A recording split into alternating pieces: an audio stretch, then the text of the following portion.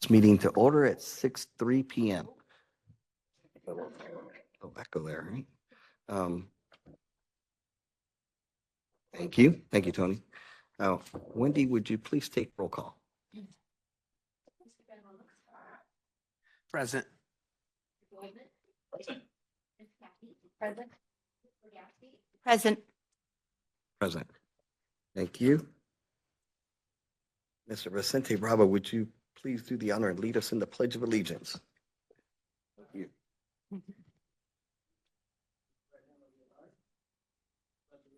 To the flag of the United States of America, and to the republic for which it stands, one nation, under God, indivisible, with liberty and justice for all.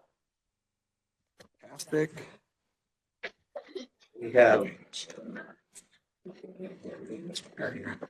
Yes, we have no items to report from closed session this evening. That leads us now to the adoption of the agenda. Do I have a motion to adopt the agenda? Thank you, Have a Rebecca. second? Thank you, Neil.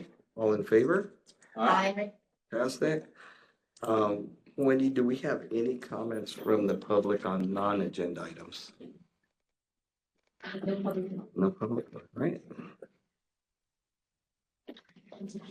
And I think this evening we have two special presentations. The first special presentation will be from NAZ Noemi, right? All right, Noemi, welcome. Come up. And Blake, did you have anything to? No, I think, Okay, take it away. all right. This is gonna be interesting how this is gonna. Share. I had a 5-minute training earlier Okay. today. I So like it. I like see if it. I remember. Okay, good evening, everybody. Welcome, Pleasure Lynn. to be back. It's been a while since my last bond program update. So our agenda will be fairly short. I won't say quick because you know how that goes. But we're going to focus on some project updates. We're going to share some of our recent highlights, some of our upcoming projects, and go over some concerns with some of our projects as well. Sherry? We'll let Sherry start off with this one.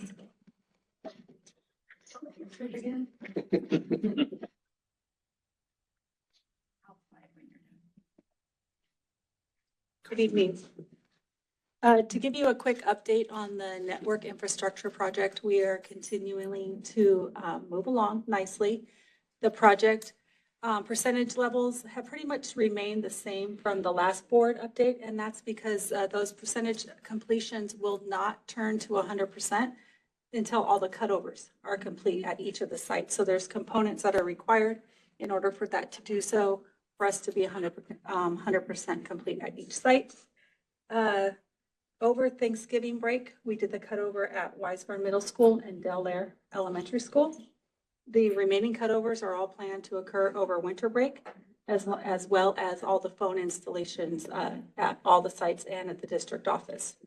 The major network center core, the switch, was installed at the data center this month.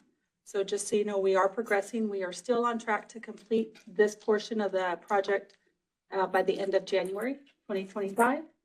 And we actually should be more or less complete in speaking with Tony again this evening, confirming over winter break, and then just like some punch list items that will continue into January. By doing the switch over, this is at those two schools, have the teachers seen an exponential increase in I speed? personally have not Have we heard heard back from the anything? teachers, whether it be a positive or a negative. They do communicate a lot with Tony, so I can ask Tony to share that information. We're hoping. Thank you, Sheree. Good evening, board. Yeah, have had a lot of feedback, especially on specifically the phones, because those are the last to kind of get upgraded. But so we're just making sure we limp along, if you will, until we get those upgraded. The good thing is we haven't heard a lot about Wi-Fi, which is a good thing because when you don't hear anything, it's usually working. So we on the back end have seen a lot of progress on throughput and reliability. Our switches, since we've installed them, have not gone down. Our Wi-Fi is 10 times as fast as what it used to be and can hold up to 10 times the amount of devices that our previous Wi-Fi did. And our technicians Juan Solis and Christopher Ponce have done an amazing job. Just being there for support for the staff when a printer connection breaks or a phone isn't operating properly. And I just wanted to publicly thank them for, excuse me, all the work that they've been doing. So thank you. Thank you. Thank you. Okay, moving on. So I wanted to start off highlighting some of our recent accomplishments. I know it's been a while since our ribbon cutting ceremony for the Weisburn Da Vinci soccer field, but I think it's worth noting and sharing this with our community for those that were not able to attend. We had a excellent turnout. We had a lot of people, I believe over 100 people were there that day. We had students. It was very well represented. Picture as well of the kids. As soon as we were done, for those that you were able to be there, as soon as we were done with the ribbon cutting, they started playing right away. And we have some aerial photographs that we were able to take. You've seen some of the renderings. Now this is an actual photograph. It's very true to the rendering. It's quite impressive. This is a photograph? Yeah, it's an actual photograph, as you can see. But isn't it, I mean, it looks just like my rendering. I had to look twice when I received them. I'm like, is this the rendering again? But no, they're all photographs from drone pictures. Okay, moving on to the first project, Del Air Modernization Project. We have been working very closely with our architectural firm, NAC Architects, as well as our leaseback developer or builder, Erickson Hall. We submitted the plans for this project to DSA on September 27th. We're currently planning or we're gearing up to do the legal advertisement to go out to bid based on this schedule next month in January. Bids would be due February 13th. There are some concerns. We recently completed a cost estimate for this project where basically this cost reflects 100% construction documents. Basically, we take the DSA documents. We have our builder, Erickson Hall, work with their subs to price it out and provide a cost estimate. It's not a hard bid, but it's as close as it gets. And this number here, $10.4 million, reflects just construction cost only. If I were to include the soft costs, that number goes up to about $14 million, $13.9 million to be exact. So obviously that is a concern. We had initially budgeted $7.8 million, 9.8 total because we split the Del Air roof, $2 million and then 7.8. We knew all along that the project was going to be covered by both Series A and Series B, but we didn't expect that amount to go that high.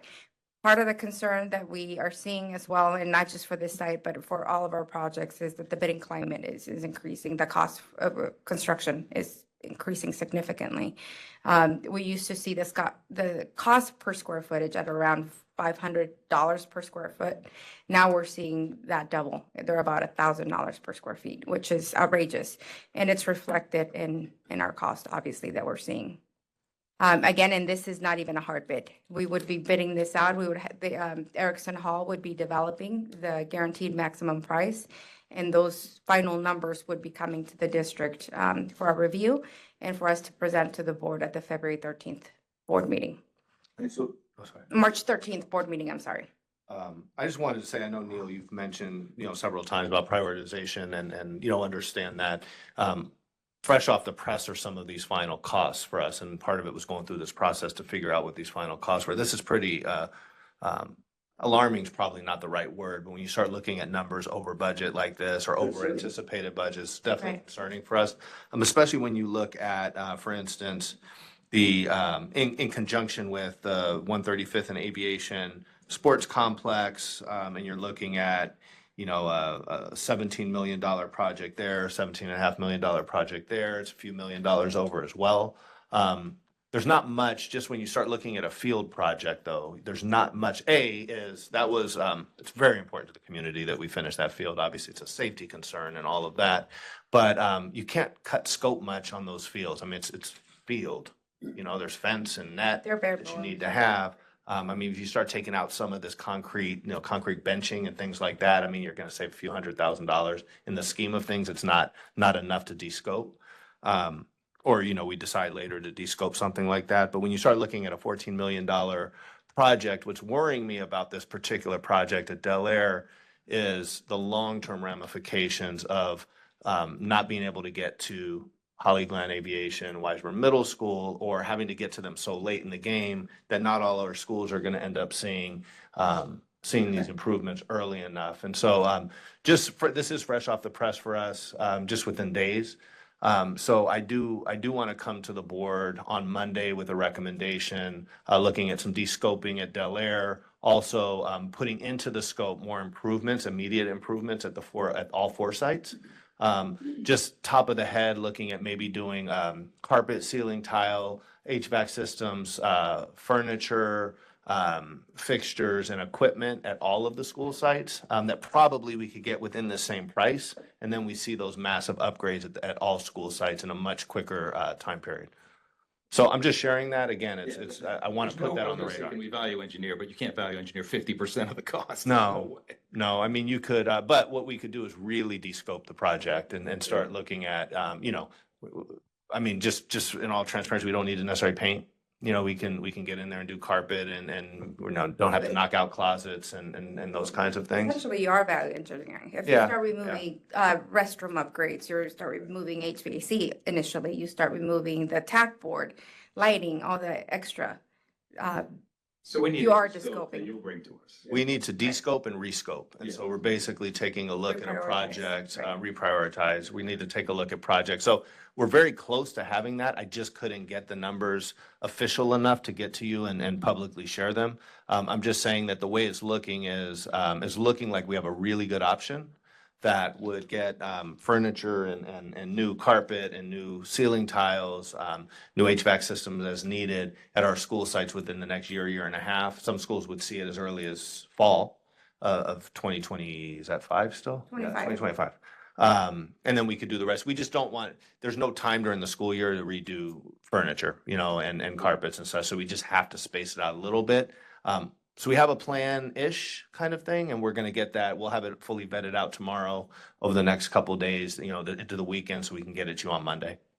Melanie, Yes. I know we have an item later in the agenda about the FFE. Can you just talk to how this de-scoping affects the pilot project? It will not. So as Blake indicated, we can still, by descoping some of the scope out of Del Air, we can essentially touch all schools across the district. That means that all schools will receive the ceiling tiles, the brand new carpet, brand new luxury vinyl tile, as well as new furniture, which is why we absolutely need to move forward with the pilot, because we're having every single site represented as part of that pilot. That way they all have a voice, that way they all have an opportunity to provide feedback and help us in making that furniture selection by February, so that we are in time to place our orders by March and have everything ready for those sites that are going to move forward initially first.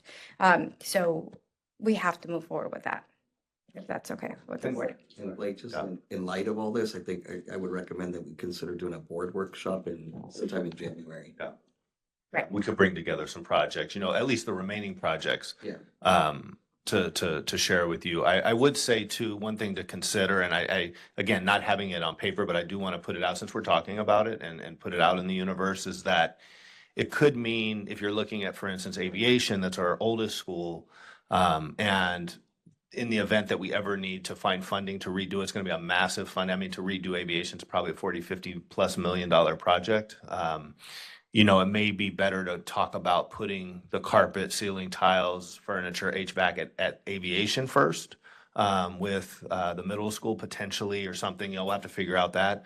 And then prioritizing Del Air and Holly Glen for the second summer. So, I mean, we need to now really look at the phasing of it and the timing.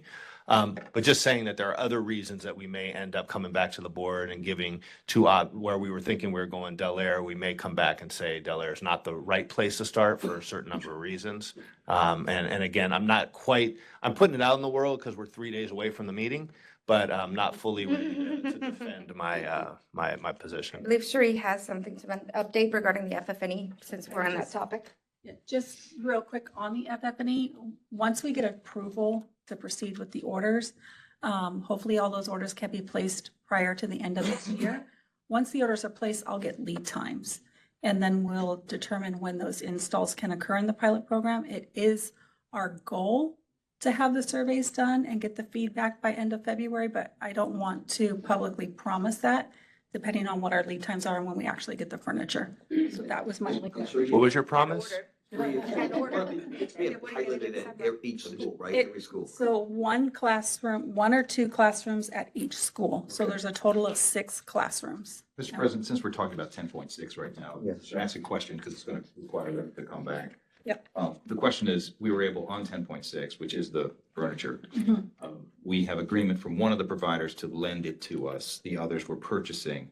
My concern there is, do we get a refund or can we give that back and get some credit if we don't use it? Because otherwise we're buying furniture that very likely we're not going to use. It's not going to be in alignment with the rest of the furniture. I'm not real thrilled about that. So we did go through the process of meeting with the FF&E committee, and we are selecting finishes that would align with the school sites and the branding of the schools.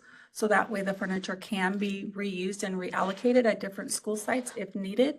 Unfortunately, because we are piloting so many classrooms, manufacturers are not able to loan and demo that amount of furniture. So because we are wanting to do so many classrooms, we will have to purchase. We are able to demo and loan the task chairs for the teachers. So because there's only 6 chairs that are needed for teachers' classrooms, that's why we're able So we- to obtain. Attempted to negotiate a discount price for testing rather than full price? Well, we're purchasing, so all the other furniture for the other 6 classrooms is actually being purchased by the district.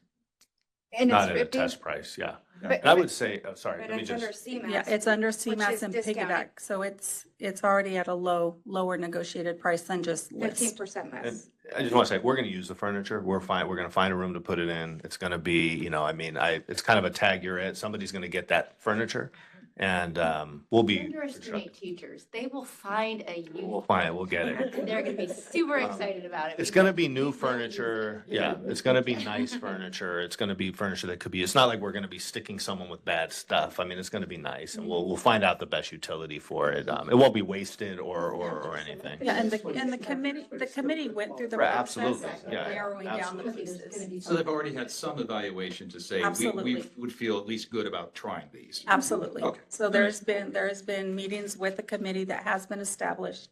We've gone through the process with LPA, the architect, and we've narrowed that down. And that's why we've also select finishes for these goods that would remain in the classrooms. Consistent. I Yeah. just want to make sure we're taking care of our budget. I want to make sure we're taking care of the teachers. I want somebody to get settled, so thank you. I don't think they're gonna get those instead of the one that we end up choosing, right? It will be in addition to, so.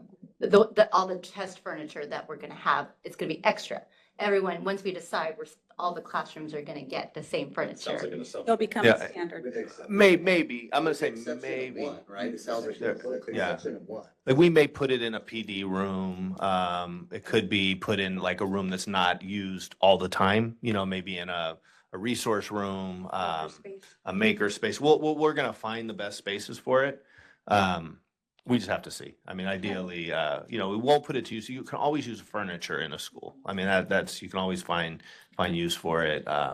Anyway, so we're gonna do best by it, just to say, I mean, we're gonna do the best we can. And we wanted to make the right choice because this is a huge decision and it almost seems like 6 rooms wasn't enough. But I mean, you have to stop somewhere. And so it was, we were actually recommended to only do 4. I think it was 4 initially. And I added the 2 just because I couldn't, we just had to get more scope, more people seeing it just to make it worthwhile, make it work. So. Thank you. But just again, to reiterate the cost of materials, cost of equipment, 6 classrooms, you saw how much that's gonna cost, 228. 40 something. So it's about $38,000 per classroom. That gives you an idea, especially when we're trying to furnish an entire campus, it definitely adds up. And that's what we're seeing across the board.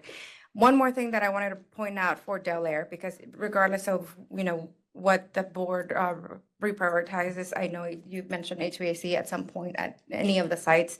One of the issues that we're facing, and it's not unique to Weisburg, it's unique to a lot of districts that have the same HVAC units. the district standard HVAC unit is Carrier. There's a new code requirement for sustainability and to ensure that we meet certain values to improve global warming. The refrigerant changed in a lot of the units, or is changing effective January 1st. Because of that, Carrier no longer is manufacturing those all units that were supposed to be like for like. We were supposed to go in, buy like for like units. And the reason we wanted to do like for like, obviously new, improved, new technology, but the same weight, the same type of unit altogether. And the reason behind that, why that's so important, is so that we don't trigger any structural modifications to the curbs that are on the roof, because then that triggers a full assessment of the campus. Unfortunately, this change, while we were already in DSA, we tried to procure units quickly as soon as we heard there weren't enough out there. Everyone got the same memo at the same time. So some of the subs were the first ones to steal those because they are now obsolete. What does that do for Del Air or potentially aviation or any other project that might have similar type unit is that they're going to be releasing new ones, new specifications as of January of 2025. But unfortunately, they're not out yet. They keep saying that they're coming, they're coming, they're coming. They have been telling us this since we learned about it back in October. And it has even delayed our DSA approval because right now we're in back check, but we're in a couple of weeks and we're supposed to be out of back check comments. This is our last opportunity to introduce the new specifications into the set. Otherwise, we're going to have to do it as a change later with DSA, which is a little bit more time consuming. Can be done, but the concern here is that we can't procure the units just yet. There is a lead time, 16 weeks. So depending, we were trying to do it before the award of bid with the GMP. We're going to treat it as a separate package, just so that we can get the procurement going. Right now, we can't really do anything until those specifications are released. So what I'm showing you here are just estimated timelines. Nothing's concrete until one, I have DSA approval, and two, until I have those specifications from Carrier. And then now the next thing about Del Air that I wanted to share is if we were to move forward with it, it would be a phased approach. We would be starting the project, review the dates again, June 16th, and with a potential construction end of March 6, 2026. It would be completed in 2 phases. The first phase would be all of the classroom wings, classrooms, which is 32 classrooms. So essentially, you're looking at all of this. Can you do it again so we can see it? Oh, sorry, I picked the wrong number. The wrong color. Yeah. I can see it just Purple. fine. I'm just excited for the sports analysis. Here you go. Do you see that? Should I do green now so that it looks like a Christmas tree? And the remaining areas would be completed. Oh, I forgot. But it sounds like we're revisiting this significantly. Yeah. Sounds like So, it. yeah. The admin would also be part of phase 1. It would have to be because it's the main point of entry, leaving only the library, NPR, and any exterior site work as part of phase 2. It's maybe the last time we look at this diagram for a while. Yeah. Right. And to me, the NPR floor is probably the most needy thing. Yeah. In that whole, that's not even on this list. So Right. we need to revisit. this. And that with my just in our thinking and project planning, the floor would be taken care of in a potential redo or rescope. So we'll definitely keep that take that into consideration. It worked. Moving on to the next project, the 135th and Aviation Sports Complex, a similar situation where we have been working with this particular architect, PBK, as well as our builder, Erickson Hall. Plans were submitted to DSA June 24th. We have started to receive comments from DSA. We're still have not received fire life safety, only structural and access have started to come in. We recently had a meeting on November 25th with the city of Hawthorne to address some off-site improvements as part of this project. We have to do a new driveway approach into the campus in that area on Aviation Street closest to the M&O warehouse shops. I'm sorry. So we had a meeting with them, with Public Works, to review those requirements, determine what we would need to do in terms of an encroachment permit. They were very helpful. They provided us what their steps are. They did not expect additional work, which was quite surprising. Not typical. I know, I was ready. I wanted to hug all of them by the time we were done because it's not typical. Anytime you approach the city, they give you a long list of items that they want you to complete as part of your project. We are currently out to bid on this project. We started the legal advertisement on November 14th and the second one on the 21st. We also received a current cost estimate based on our 100% construction documents, basically the drawings that were submitted to DSA. Costs, just like Del Air, came in higher than we expected, but this is a specialty project. We're building a sports complex, which tends to be slightly higher generally than your typical classroom cost. For this project, hard and soft, you're looking at $17.5 million. This cost that you see here, 14.1, reflects construction cost only. It does, however, include the cost of the Tenkate turf, which is roughly $3 million. It's also coming to you tonight, this evening, for consideration and approval. We want to make sure that we get these orders as soon as possible because, one, there's a lead time. Also, we want to take advantage of 2024 dollars. Bids are due to us on January 6th, and we plan to bring the guaranteed maximum price for the board's consideration on March 13th with a planned construction on March 3rd. Any questions? What is the lead time on the Tenkate turf? It's about 12 weeks. Oh, okay.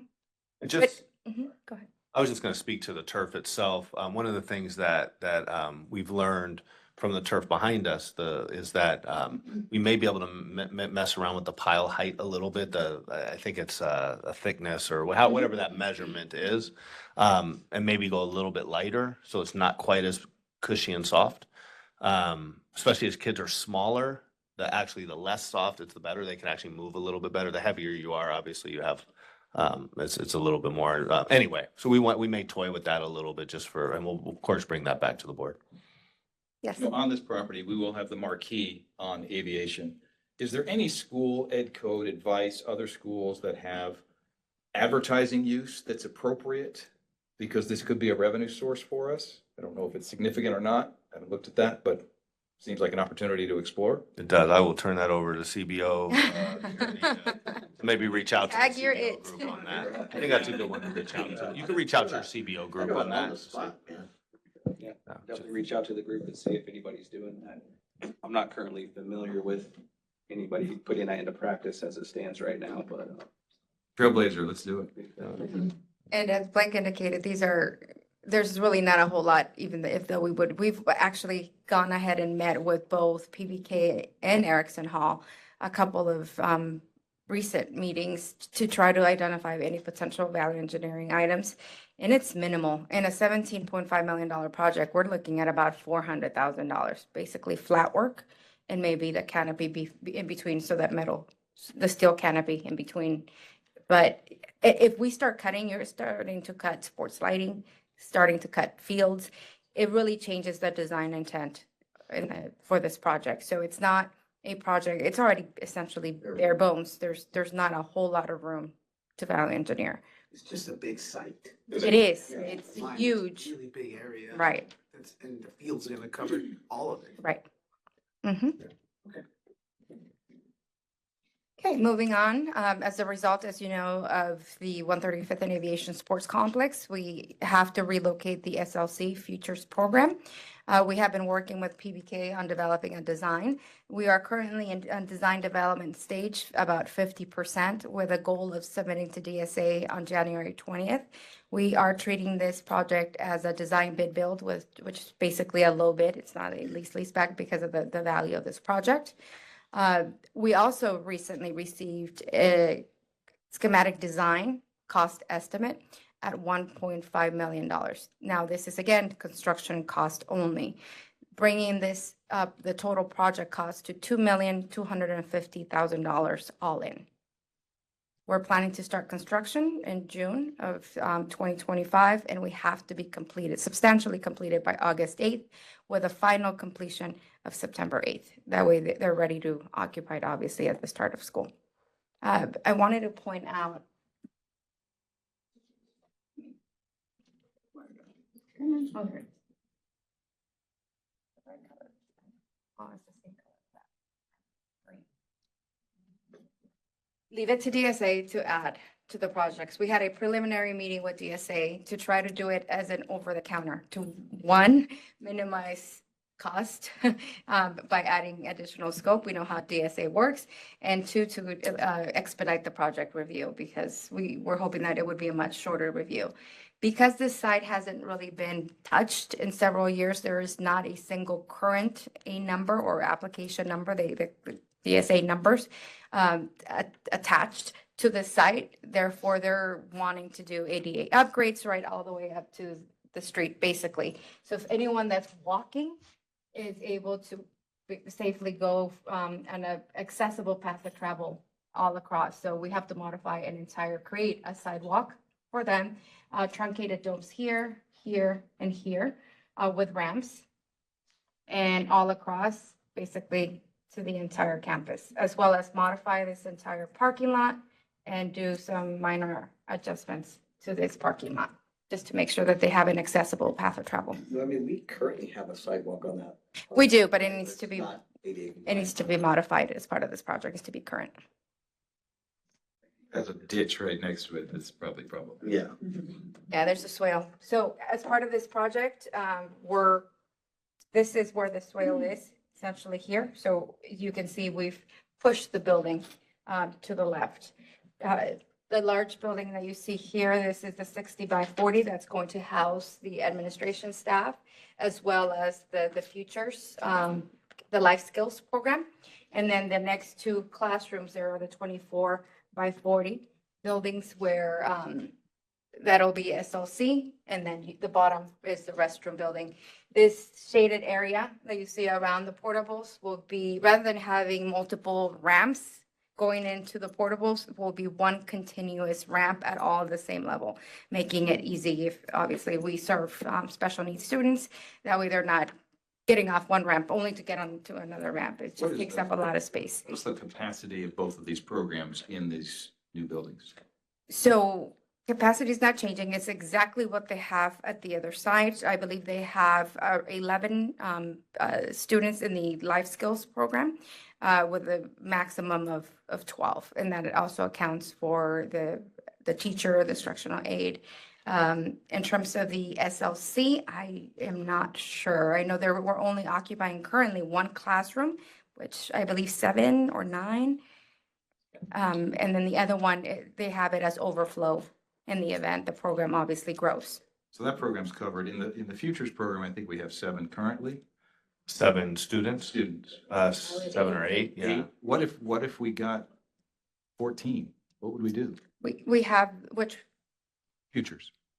for life skills, there, and I'll go over the next slide. There's plenty of space. So this is the 60 by 40 building here.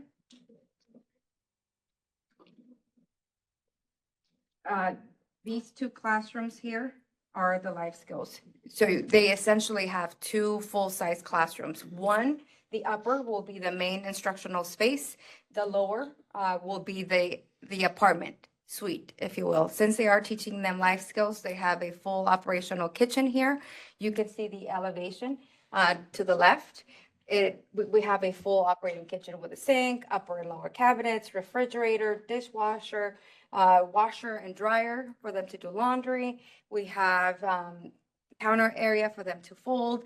There's also going to be a cot or a bed, a small bed, where they can show them how to make their bed on a daily basis.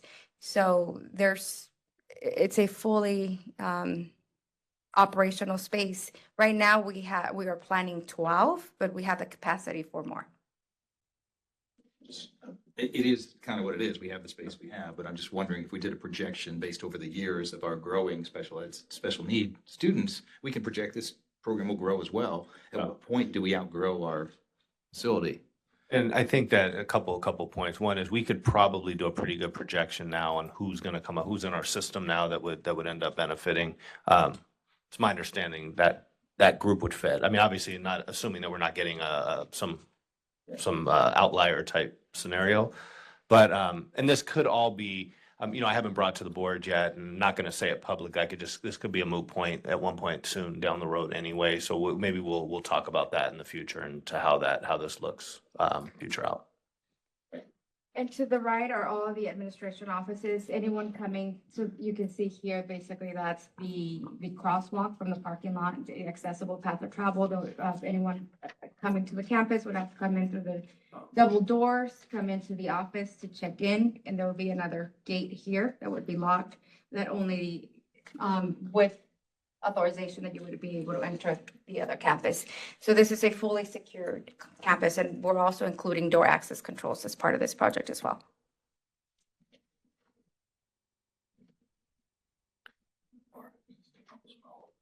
Okay, moving on to the next project, Da Vinci Cafe improvements.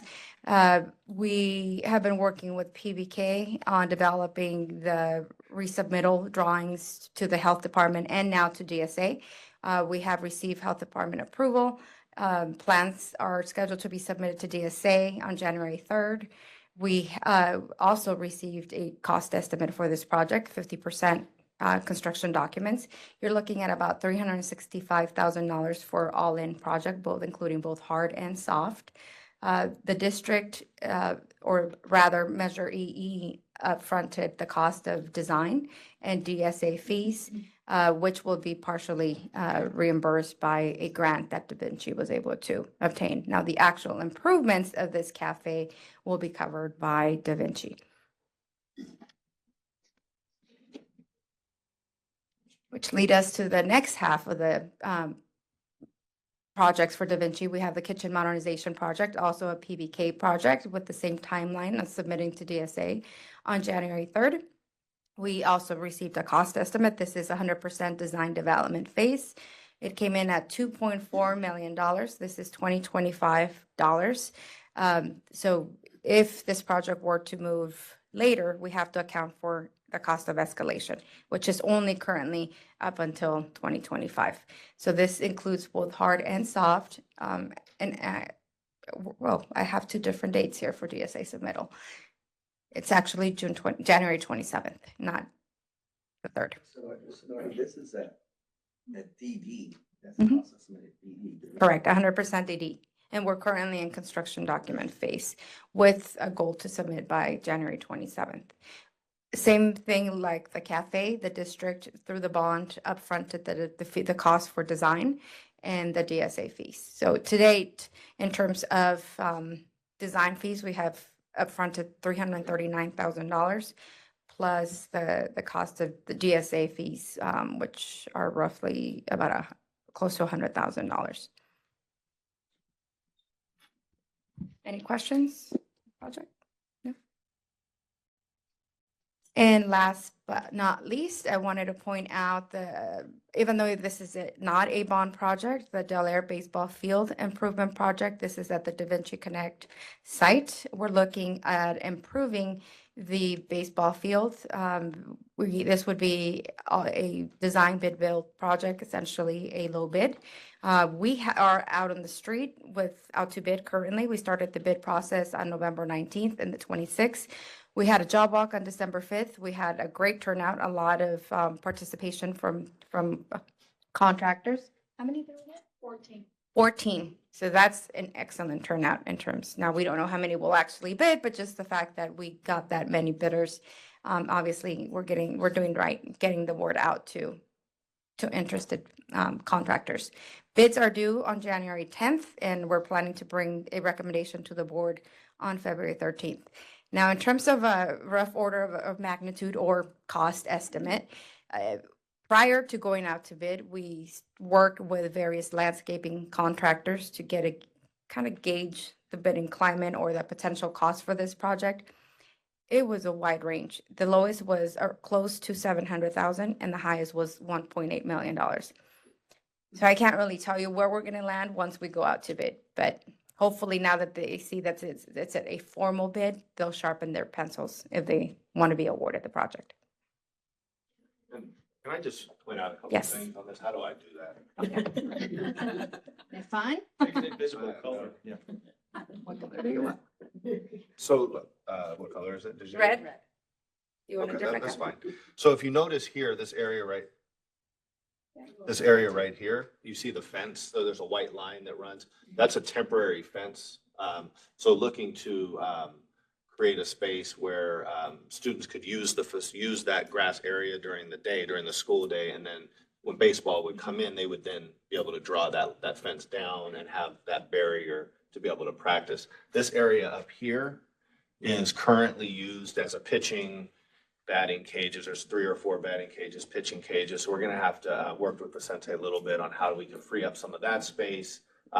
Because what we're missing is there's Shade structure. is it a Gaga pit? Is that what it's called? Gaga ball? Gaga Lady pit? Gaga. Lady Gaga. There's a Gaga pit that's in there. So we have to find some relocation of And the certain. shade certain structure for things. food service for cafeteria. So we're looking at how, now again, this is for Wiseman Da Vinci baseball team. Currently CIF, South Bay Athletic Association, playing the likes of the Torrances and and if anybody's walked that site, it's not conducive to practice, even to practice. It's unsafe. You see you're covered the shaded area up to the north. That's the tan shade that I circled is riddled with like blocks of concrete that were from the old footings or whatnot from portables, kind of working around it. So it's quite an ordeal. I'm just trying to create a space for practice. Would not function as a game site. It couldn't. It's 325 feet to center field, basically 325 feet around. But you at least get a look of a decent practice spot so that you have the ability. Maybe you play a freshman game there. I don't know. Anyway, so that's the goal was to create a practice space, not a game space, so that but a high quality, a decent quality practice facility. How is this, we're talking natural grass here. How is Correct. this water? Is it in ground? Is it? So there's currently irrigation, but it's very old and it's in some areas it's not covering the entire field. So as part of this project, it would be a full demolition of the existing field as well as the asphalt areas to the right.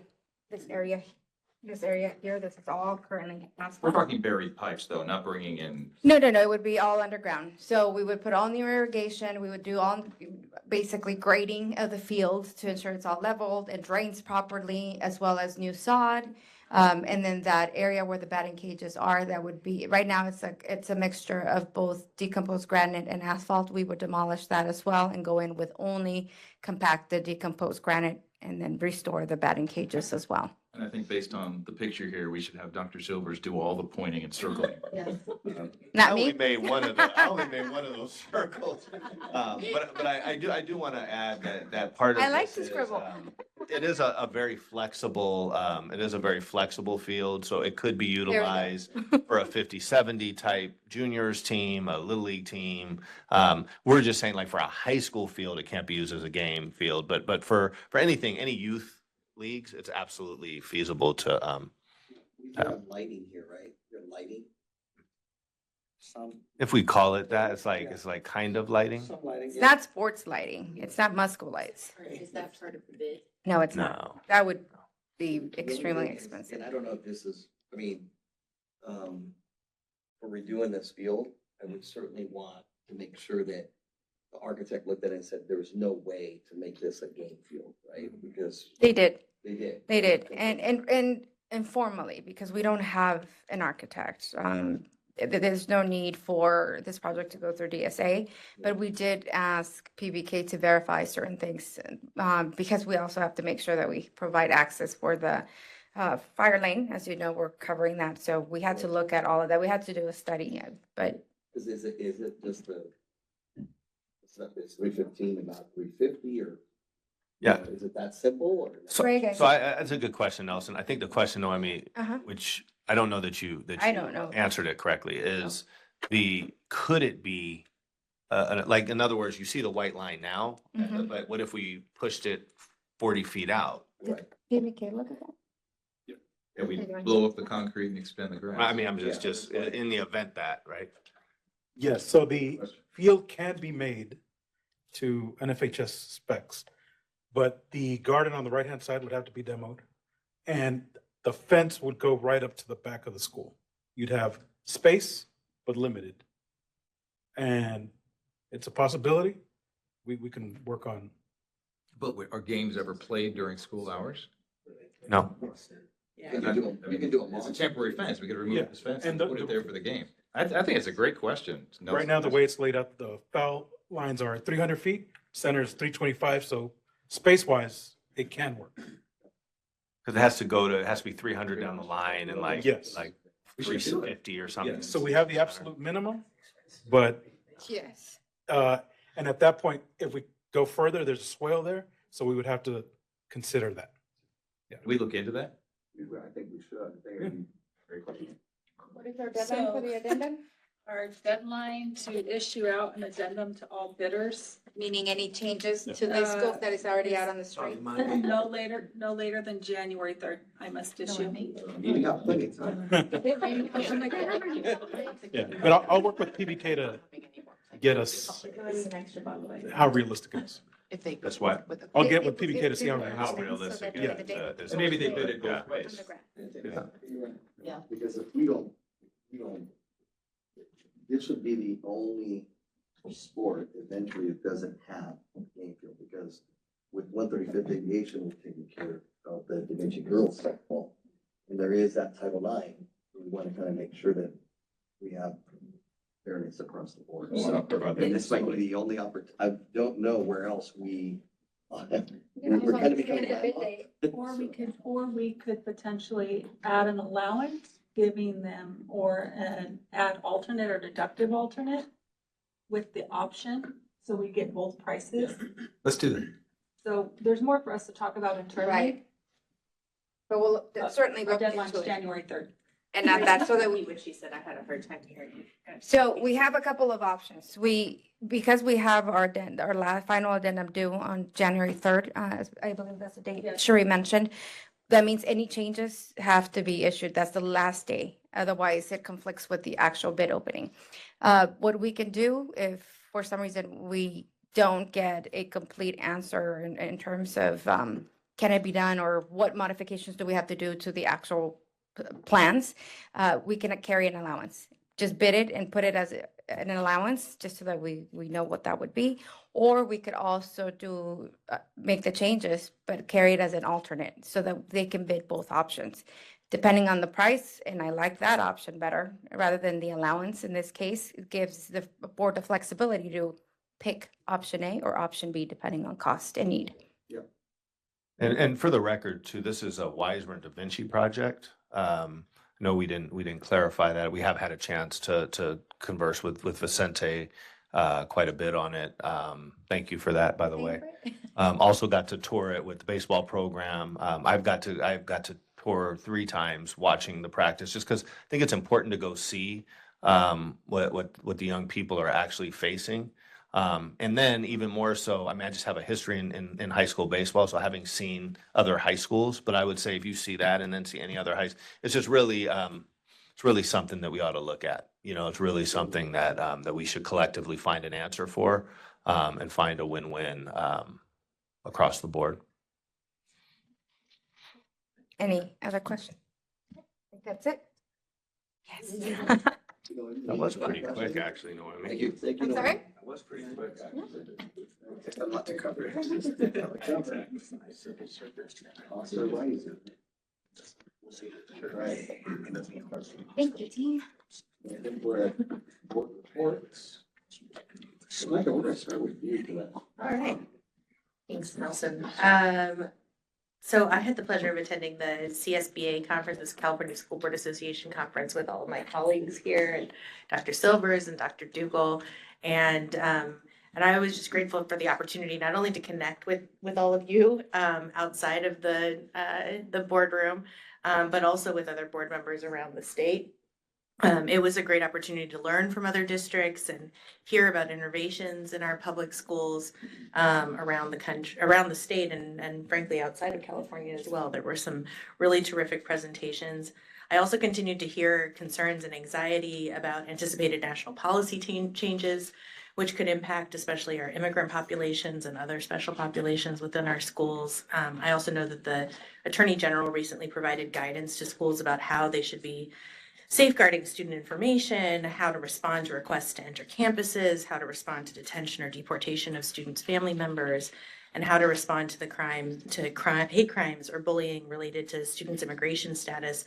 So I just want to encourage our district to continue to bear this guidance in mind as we move ahead in the new year with the new federal administration, to just keep monitoring that and making sure that we're ensuring that all of our students feel safe on campus. I also wanted to address an issue that we discussed extensively last school year and are seeing again this year, and that's the escalating needs and costs of supporting our students with special needs.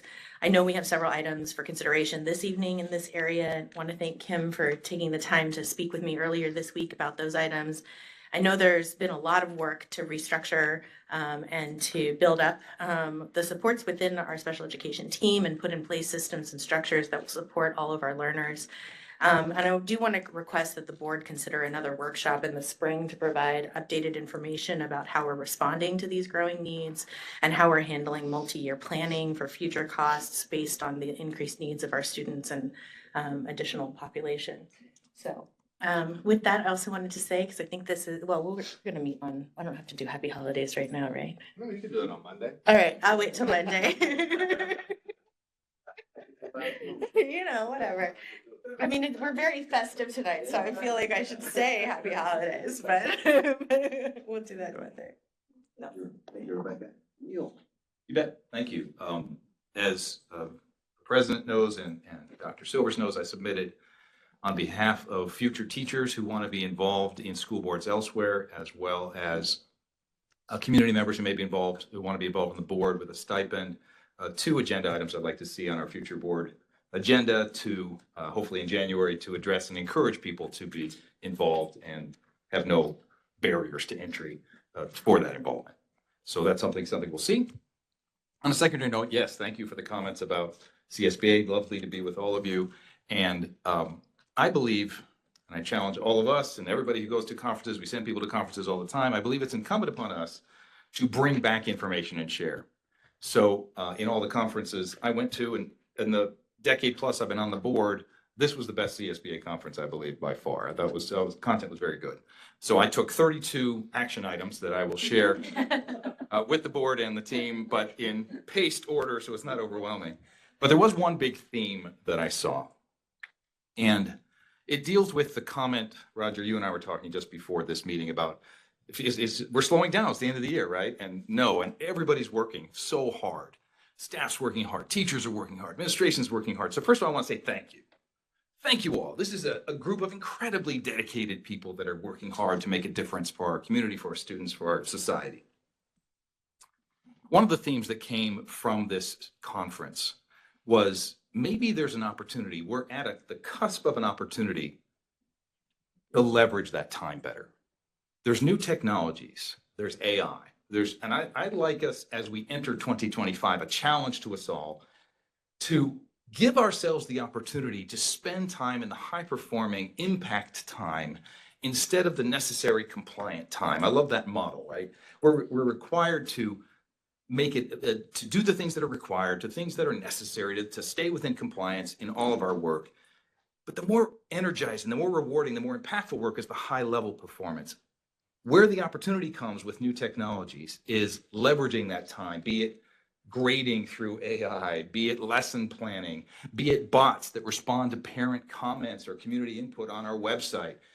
And challenge us to look at tools to leverage our time, to free ourselves up for the more impactful, high performance work that can enable us to be more effective on the job. And I think we're at that cusp of opportunity, and I encourage us to explore that, not irrationally, not uncautiously, not AI just jumping in full service, but with thought. But I think there's an opportunity there, and I encourage us to do this as we all review where we're doing it, how the year went, what we want in the new year. That's my hope for us in the new year, that we leverage technology to enable everybody to be more efficient, more effective, and have more fun at work. I think we have that chance. Thank you. Thank you. So, Thank you, Neil. Piggybacking a little bit about what you're saying about the recapturing that time, specifically as our demands on teachers are increase. I think that idea of being able to leverage some of that time and be able to get back, because we want, again, as teachers are needing to add more, we want to make sure that we keep that human component sacred for our students and be able to focus more on those experiences. And I think that's exactly what you're saying. And so I want to remind everybody at this time, it's very, very busy and our households are crazy. And your children are seeing all that, right? And so they come into the classroom and they can feel that energy. And I want us to all remember to slow down and take some time to make this time special for kids. And I know that our schools are hard at work with the winter performances and all the really special things about this season. That's really what the kids are going to leave our schools with. And we want to make sure that we keep that sacred for them, and we make sure that we continue to make this a special time for them. I will save all my happiness, my best wishes for for Monday. But I also want to just mention that I had the pleasure of being invited to a CTA board member dinner with some of our CTA, our WFA leadership. And I just wanted to say what an honor it was to be there representing our amazing district, and how proud I am to have this relationship. It is the biggest takeaway from the night was that how we are working together for the benefit of the children and not to lose focus and not to lose sight of that. And so thank you again for the opportunity, Dee Dee and Robin, for inviting Neil and I to be at that dinner. So thank you, and that's pretty much it, all that I have right now. Thank you, Michelle. Right. I also had the opportunity and the pleasure to attend the CSBA conference. It's actually the first time that all of Weisburn Board has attended that conference. So it really brings a lot of value and benefit, not only that we are able to spend a little bit of time getting to know each other a little bit more on a more personal level as well, but also going to these conferences and workshops. And to follow up on Neil's point, I did attend one regarding chronic absenteeism. And sometimes, we don't, we're so busy in our lives, right? We don't take the time to really understand what goes into absenteeism for a student. So my big takeaway from that workshop was that one absence is not equal to another absence. What that means is that there's a big difference between an excused absence and an unexcused absence, and the way a student is afforded an opportunity, for example, to make up assignments if it's an excused absence, maybe even get some support. There's more counseling. But if it's an unexcused absence, it's more of in possibly a reprimanding role. Some districts, as they were sharing, actually send letters home, and it's more chastising.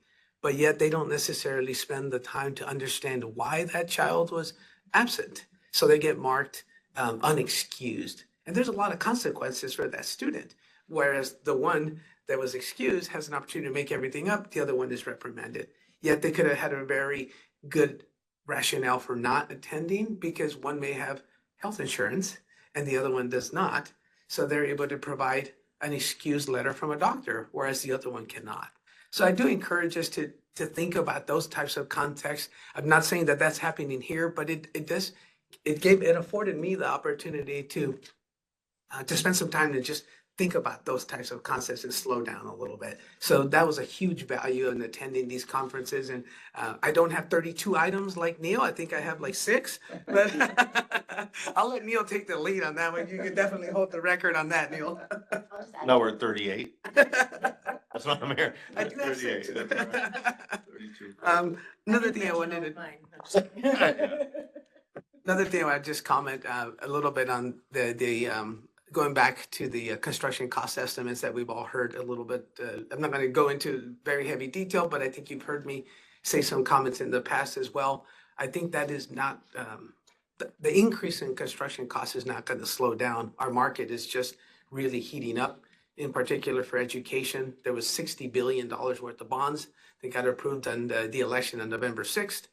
10 are from the state for matching funds, which means $50 billion are comprised of 267 other districts that pass bonds. They're all going to do design. They're all going to be eventually going into construction. So those are the challenges that we all have to keep in mind.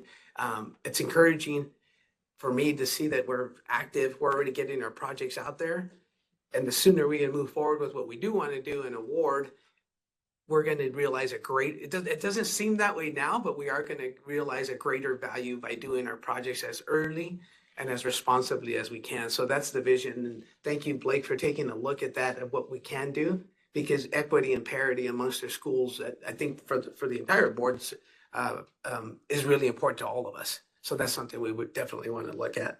And then the last item I wanted to share is, after coming back from the CSBA conference, we jumped right into a 2x2 meeting with our Da Vinci partners as well. And we had a meeting with Joe Weber and Ray Santiago. So we're continuing the conversation and the dialogue. And actually that sports field project that we're looking at over at the Del R site, that was one that we did discuss as well. And there's a lot more conversations coming, but it's definitely encouraging moving forward, all the conversations that we continue to have.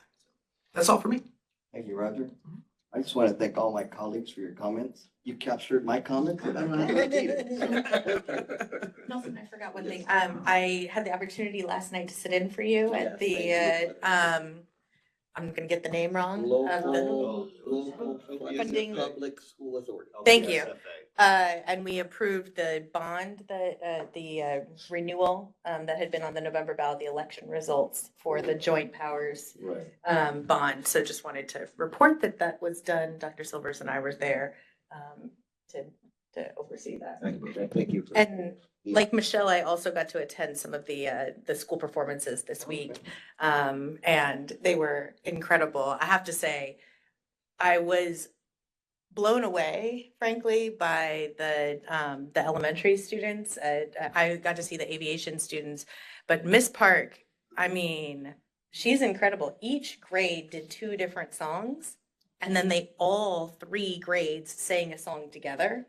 Like the amount of time and energy that went into choreographing and teaching and all of that, just want to recognize again the wonderful work that has gone into our music program for all the way from TK through 8th grade and into the high schools. But just, I forgot to say that in my thing, so thank you. Thank you. Thank you. Yeah. Thank you for sharing that. And with that, Blake, I'll turn it over to you for, I guess, a math update. Yes, so I'm prepared to give them that. No, I'm just kidding. Maggie Lilla. Maggie's like, what? Great things happening. I mean, the California dashboard's out, so if you did a sneak peek, there's gonna be a big presentation coming up in the next couple of weeks around that. But our elementary schools scoring very, very well, and as you saw in the CASP data, that then reflected in the dashboard. So bravo off to our teachers and all of our staff working so hard in mathematics. Ms. Namarro is pushing ahead, has made a lot of dates with some professional development with the entire middle school math team and a partnership that we have with Core Learning. So those are coming, 3 more additional professional development days, and then her just day in and day out working. I mean, one thing, Kim and I have talked a lot about is she's really partnering with the special ed teachers over at the middle school too, and the teachers to kind of have, a more seamless transition for our students and what's happening in our classrooms. So that's very exciting to see. And of course, Ms. Compton working so hard. All of our elementary schools are closing out their last modules of Eureka for this 2024 year and gearing up for our 2025 by introducing, some of the things that they've done before with our great CGI problem solving, or problems that they've developed, and introducing those back into our curriculums robustly. And then our 3rd graders starting to log on and practice through our IABs, getting ready for, it's crazy to think that we're getting ready for that big assessment already shortcoming. So very exciting things happening in math. Thank you, Maggie. Thank you. Sure. Question, if I may. We had talked about Conmigo in the past, as well as any other. You can probably hear me talk about A lot in the next couple of years. Any other tools that allow for personalization, individualization, self-learning? Is there any opportunity to supplement what we're doing and give them the option to use those tools? We are definitely looking into those right now. We're going to be doing some workshops coming up. One thing is we're building an ELA committee with our literacy assessment that's going to be required for our K through 2. And so looking at what that is going to be and what other supplemental materials, that we could provide our teachers, hopefully with those components within them. So that's a conversation that we're beginning to have, as well as gearing up for our March 7th PD day, having an option of talking about AI with our teachers as well. Thank you. Did you watch 60 Minutes? Can I ask that? I did. There was a great episode on Conamigo. Oh, no, I didn't. Yeah, it was a big portion of the show. I now Yeah. will. Thank you very much. Yeah, it's great. It was a great episode. We were, we have to get back to the table on that. I don't have an update at this point. And the profile of a learner as well. Maybe Dr. Silver, you Right. tell us about where we are. Sure. Thanks, Maggie. Thank you, Maggie. Mike, other district leadership reports? Go down the line. Sean, you're going to talk during sort of the interim budget. Yeah. When I can continue with both ed services, I just want to give a big thank you to Del Air.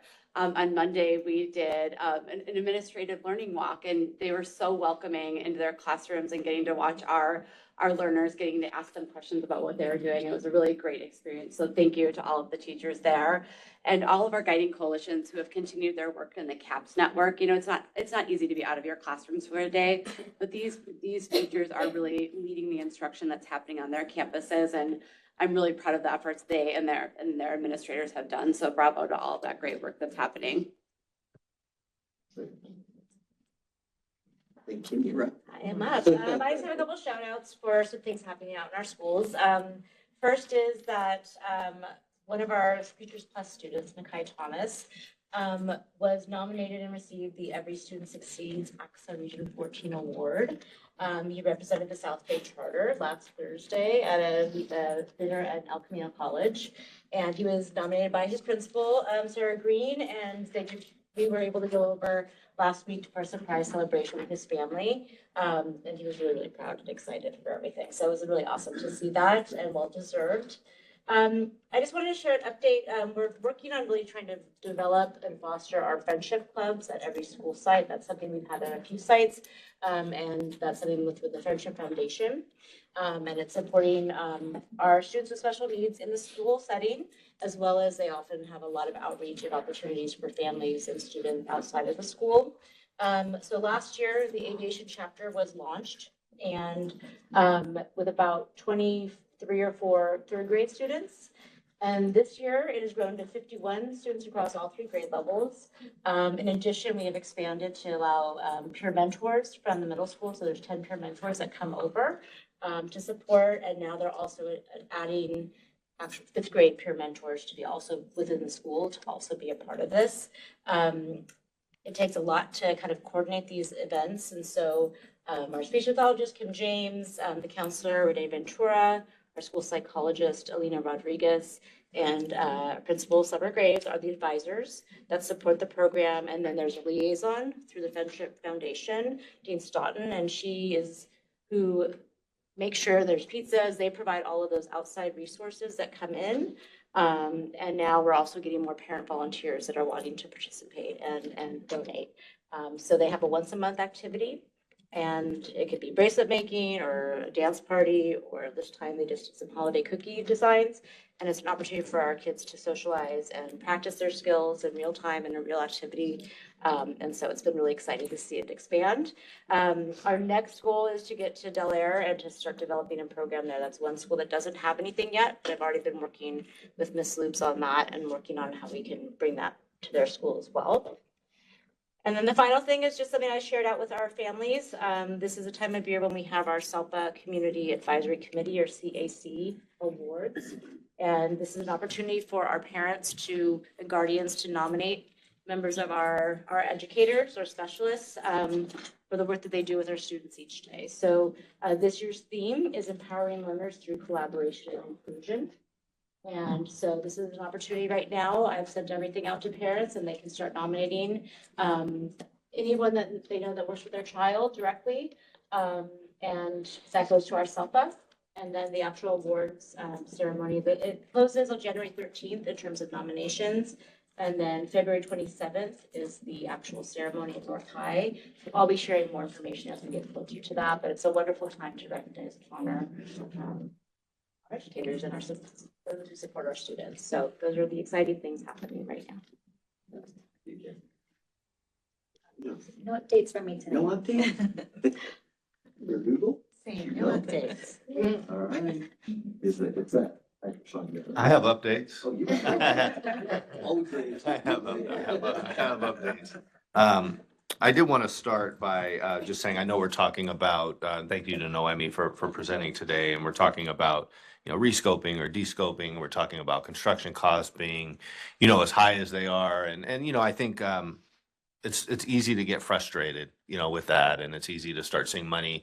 I don't mean disappearing in a sense, right? It's money's just going away as you start doing these projects. But I wanted to just highlight the fact that, you look at the Del Air roof replacement, you look at the TK conversion project at both Del Air and Holly Glen, you look at the Wiseburn High School soccer field, you look at the 135th and Aviation Sports Complex, you look at the network infrastructure project, which included cameras, access control, obviously an upgraded network and safety for schools.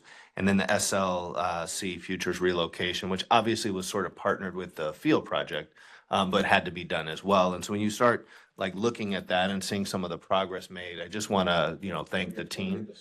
And the solar project, that's true. I have that box separately, obviously, because it wasn't a bond project, but yeah, absolutely, we did fund some of the soft costs and you have the cantilevers at all of the school sites and the solar panels and so forth to help us save money down the road. So quite a lot of overall facilities and capital projects that have happened, are happening, and will be completed. I mean, I just listed those that will be done, right? And either are or close to being done.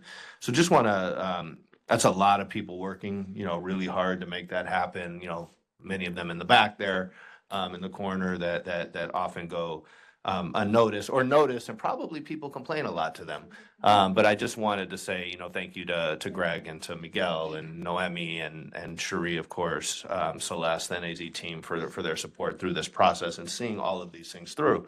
It's only going to get more challenging as resources become more limited, but definitely I think we have a really, really good platform right now, a good foundation that we've built here. And then we also have some really exciting projects coming forth. And yeah, we may have to cut here and cut there, but I think our students are going to benefit from what the outcome is, and our families and staff. Also wanted to highlight, Maggie shared about the learning walks, the administrator learning walks. I mean, it's a blast to go do that. And I think to have a setting where it's scheduled to do it puts us all in a position to be there and to enjoy it and to learn from it. I just think it was a really good thing. I just want to thank Maggie and the team for putting that together. I want to thank the Del Air team for just being so welcoming to us.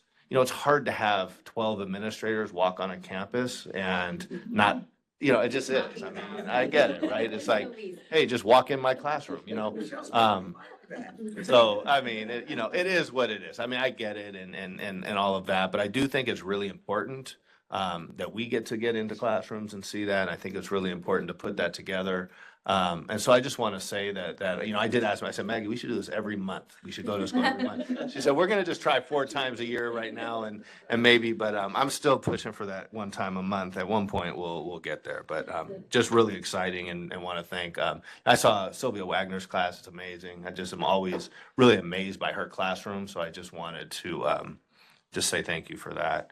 Also got a chance to, I was with Rebecca and others at the first winter performances.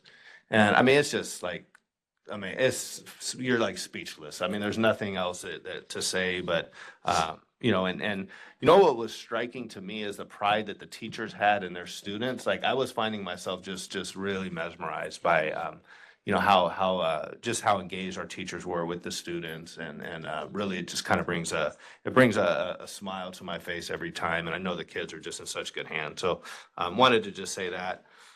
More on the business side and facility side, did have a conversation with Cisco and a gentleman who represents American Fiber Company. For those that don't know, we actually have 4 data centers, massive, massive data centers that literally surround the district office. We have one next door here, one next door there, you know, not Millennium, but across the street. And then behind us on Nash, there are two additional ones.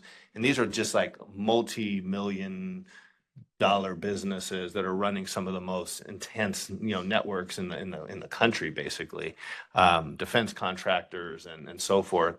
So there's a real opportunity here for us to leverage some of those data centers to maybe help improve, even further improve our network. You know, right now we're getting about 2 gigs from Spectrum. We can keep buying those gigs, but there may be an opportunity for us to purchase that feed, that internet feed, at a wholesale price, basically. And what that provides you the opportunity to do, if we lock into some of these data centers, which we think an opportunity is there, is you could like throttle up and throttle down on that wireless kind of as you need. And so and there's really almost like, it's almost, I say sky's the limit. It's almost as if there's no limit. I mean, no limit that we would ever hit, you know, as a school district. I mean, maybe if you're in a defense contractor or something potentially, but puts us in a really good position.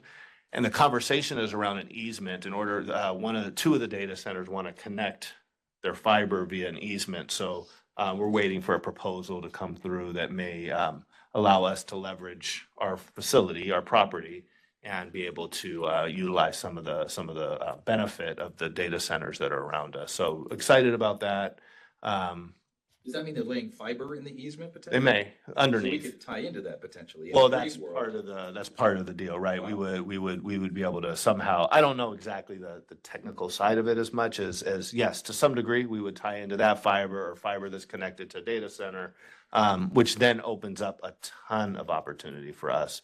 And further, the conversation was around even how these companies want to give back, and there may be opportunities for our students to actually engage with some of the engineers.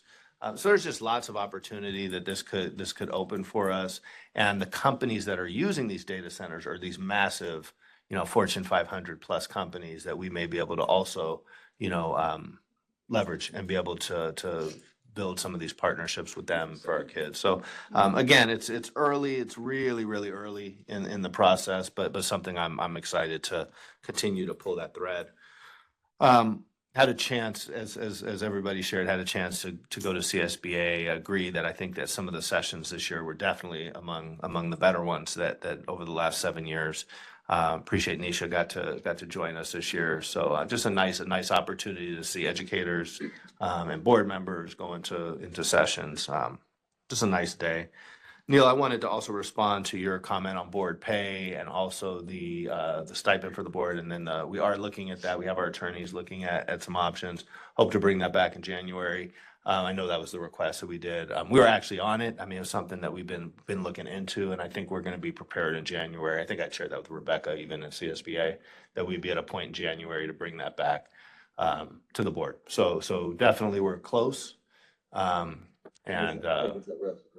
Yeah, we'll bring back like the options and maybe a 2-meeting type deal where we bring one where we present it, and then maybe in February, we only have 1 meeting in January that we would bring it back in February as an approval type, you know, correct.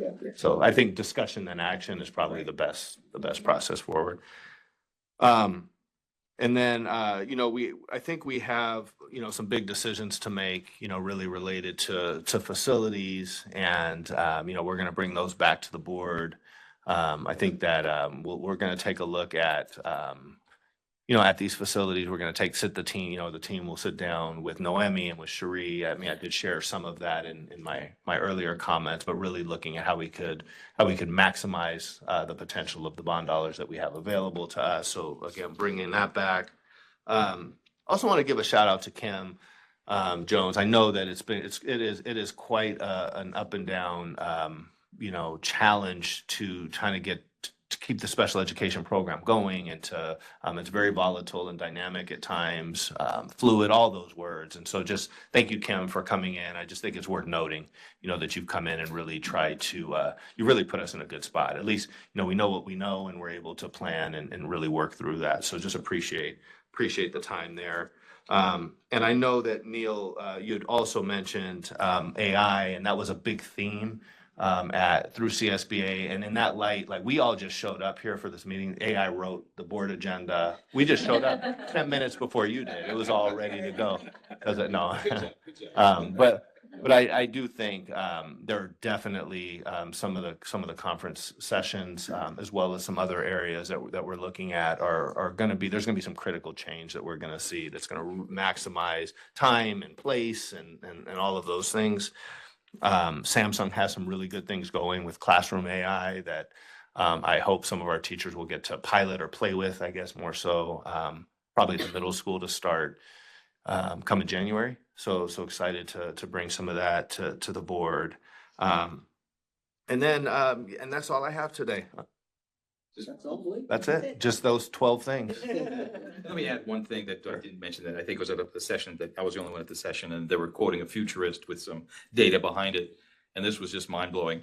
Their projection from this future group of futurists and analysts is 85% of the jobs in 2030, in 5 years, will not exist, don't exist today. 85% of the jobs that will exist don't exist today. So the idea of getting on board with the acceptance of change and embracing the new was the big message. All right. Thank you, Blake. Sure. Wendy, any comment for the public on agenda items?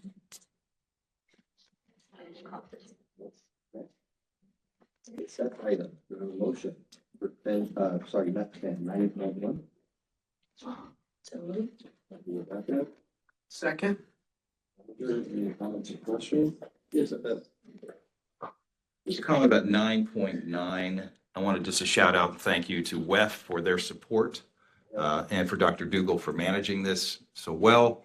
And I think one thing that was in this is the grant writer, was the understanding that this grant writer is also going to be pursuing grants that may actually pay for the grant writer in addition to grants for us. So that could be an ultimate win for everybody.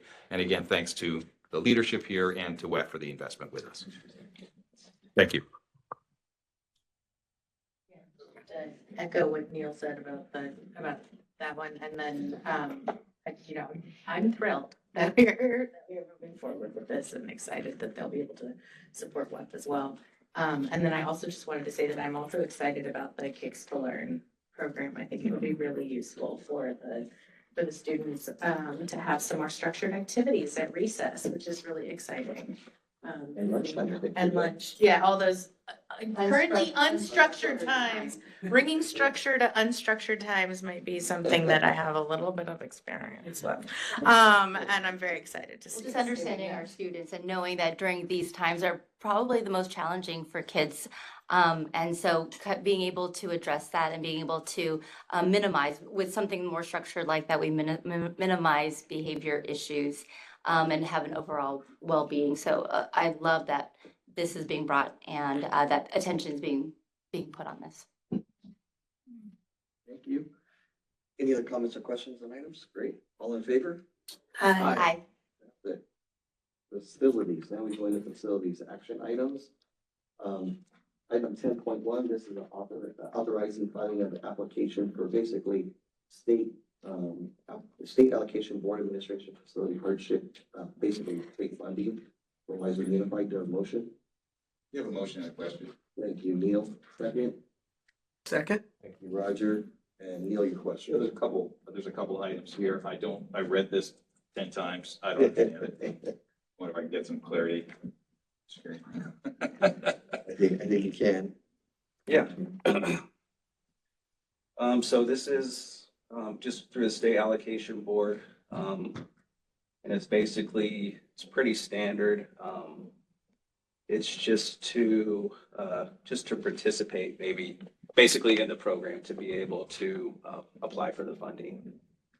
Oh, I mean, you don't have anything on this? For This is King Consulting. Yes, exactly. For matching funds. Yeah, I just didn't even understand. I'm sorry, I was not involved in this one, so. You weren't, okay. I was not, but I could. Okay. I think this one is Read it. as an example, if there's work to be done at like aviation, if we were going to be doing a modernization there, we Yes. can submit to the state for matching funds if we have new seismic repairs.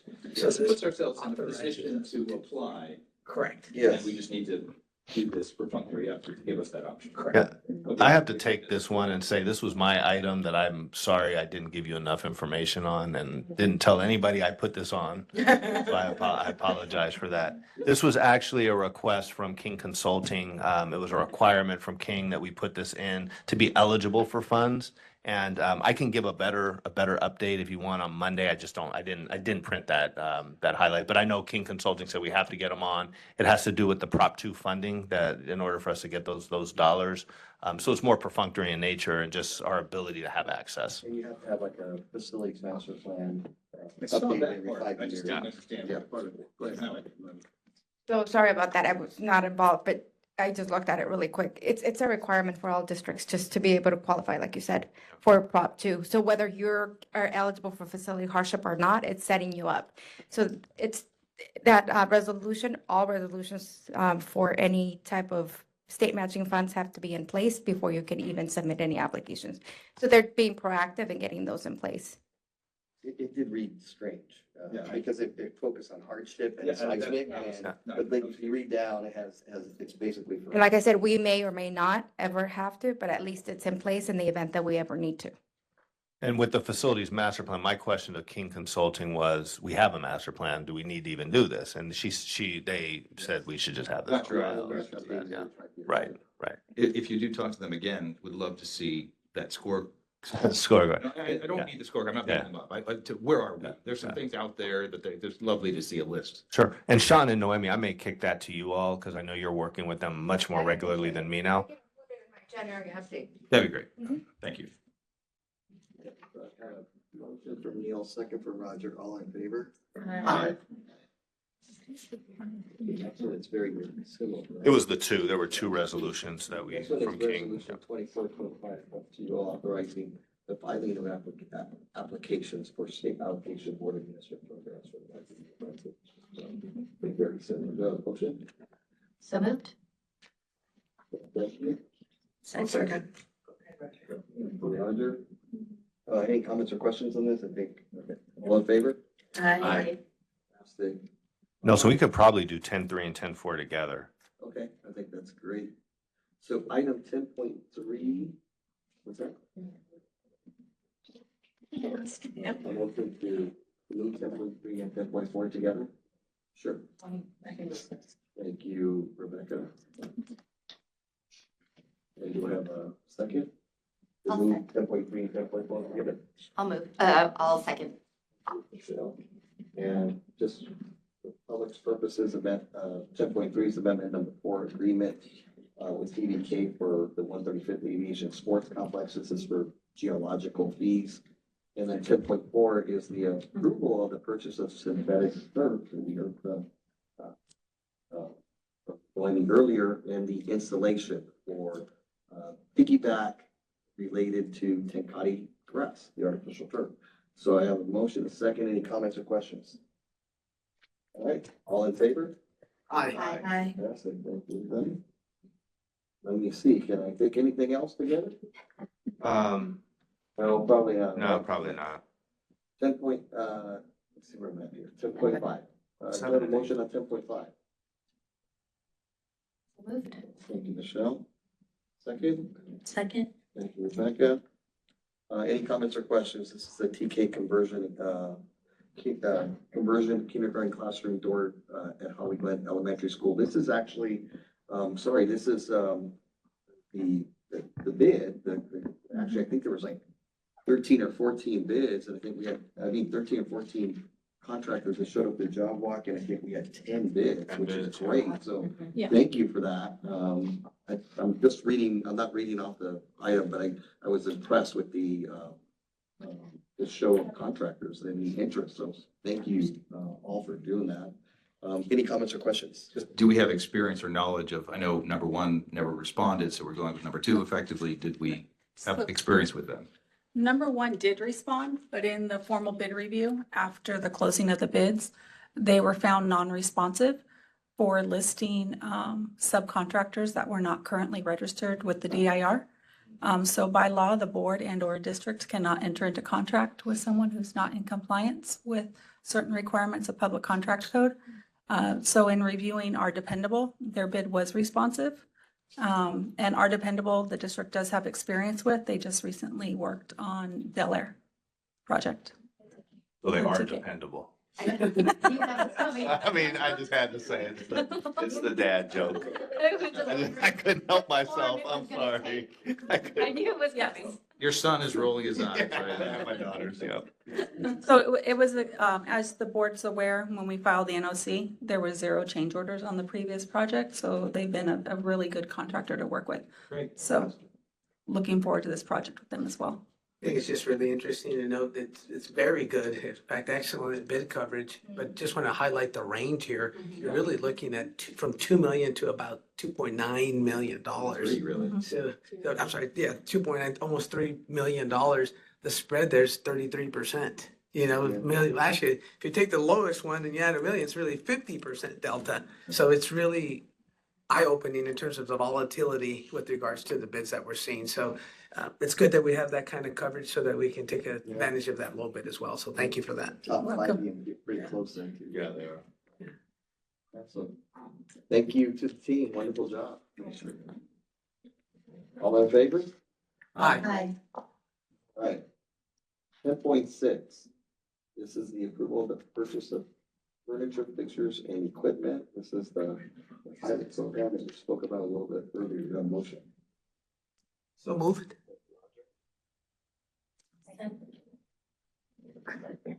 I second. Michelle, any comments or questions? No, Neil, you Shared my piece. All right, all in favor? Aye. Next item is approval of purchase playground equipment. This is a CMAS contract for equipment. Go to motion. So moved. Thank you, Rebecca. Second. Thank you, Roger. Any comments or questions here? All right, all in favor? Aye. Fantastic. And then the last one, 10.8. This is also another CMAS contract, shade structures at Holly Glen Elementary School. Do I have a motion? Motion for comment. Okay. Give a second. Second, Neil, I think there's some comments here. Yeah. No, I'm just excited to see that we're putting in shade structures with the new playground facilities. I know that's been an issue on the larger part of the Holly Glen campus. So I was happy to see that the new playground is going to include shade structures from the beginning, especially for those littles that are going to be out there. So, Definitely when you've done the like we hear about it, right, Blake? yeah. And you have Jenny comment? Same comment. Thank you.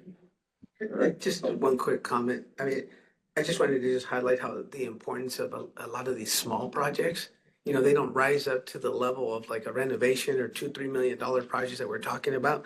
This item here for the shade structure is $37,000, but yet the impact that it has on the schools is tremendous. So I wanted to say thank you to that because it really does help the way the school sites function. And thank you to our community because Measure EE is paying for this as well. So thank you. Thank you very much.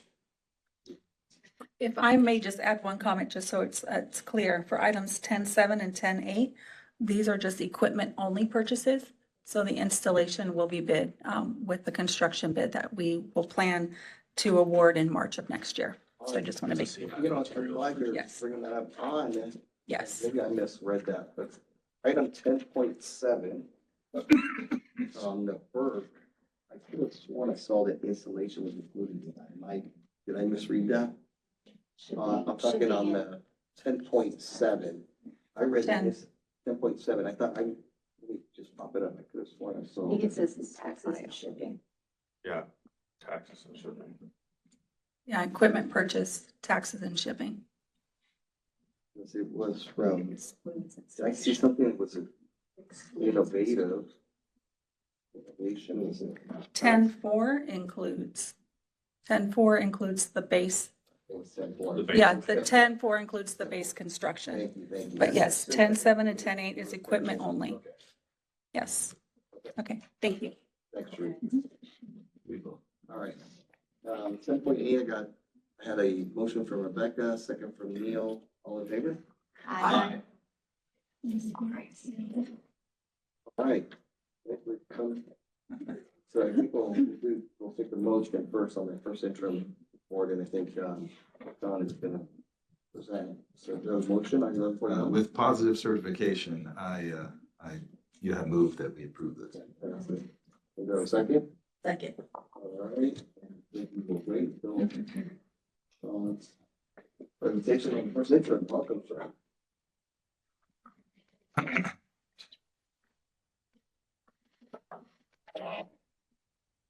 Thank you, Tony.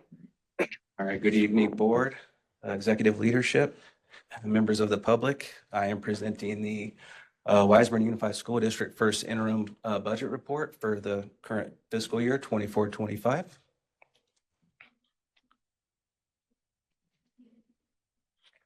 Just kind of a general overview of just kind of the various topics I'll be discussing tonight.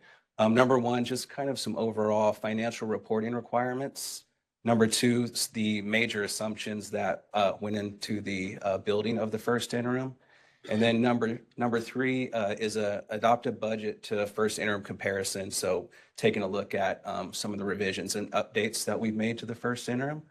And then number four, kind of other funds, just kind of a highlight, general overview of how our other funds are projected to fare throughout the course of the year. And then lastly, just some next steps slash kind of overall considerations. So we're currently at the first interim portion of our financial reporting cycle. So we already adopted the budget before July 1. We completed our unaudited actuals, which was our closing of the books in July and August. And so now we're at our first interim, which is one of our first budget updates for the course of the fiscal year. And so just some highlights. The board approval is required for first interim on or before December 15th. That's a general requirement. We're required to have a 3% reserve for economic uncertainty for the current fiscal year, plus our 2 out years, 25-26 and 26-27. We're required to report the budget in a specific format to the state. That's why you see the lengthy budget document that is not too printer friendly, but it's required, and it makes our reporting uniform across the state for all school districts.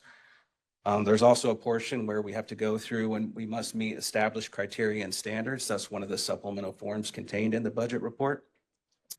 And then just to highlight, it's a snapshot in time. So the budget's, it's a dynamic document. It's always moving, but we're just required to present this kind of frozen in time snapshot at first interim. And then the first interim report, it includes actual revenues and expenditures today as of October 31st.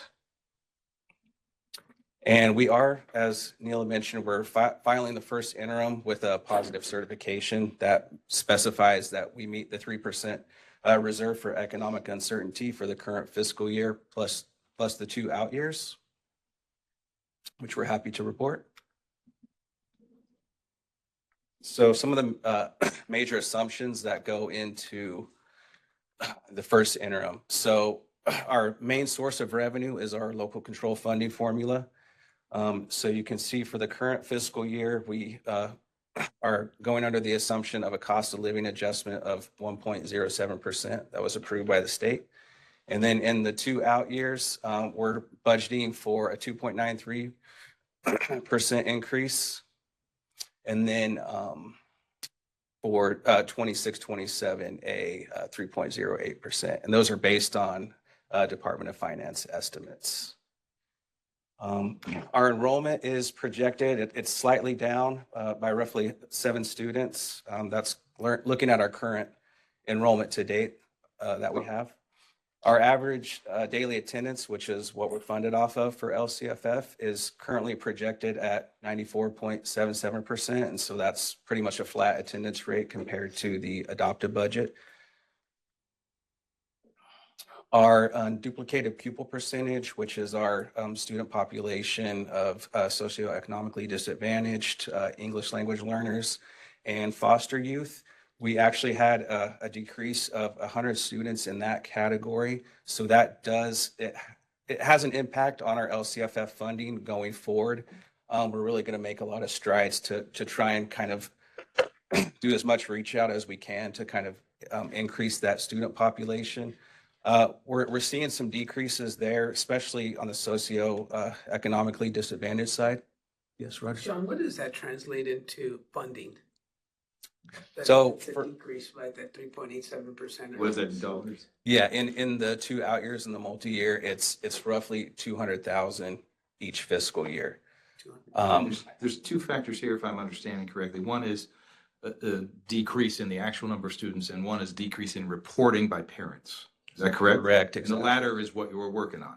Exactly. And we're seeing a lot of that decreased reporting because we have universal meals now. So, parents are not required to complete all of those free and reduced meal applications. So it's a pretty significant drop. It's not unique to our district, but it is occurring in that regard. So I know we're talking about doing some outreach elsewhere with like our ELOP students and some of our other student populations to try and get them to complete some of like the alternative income forms, like when we have like the new student packets and whatnot, to try and Able for increase us this to, percentage. Create an incentive.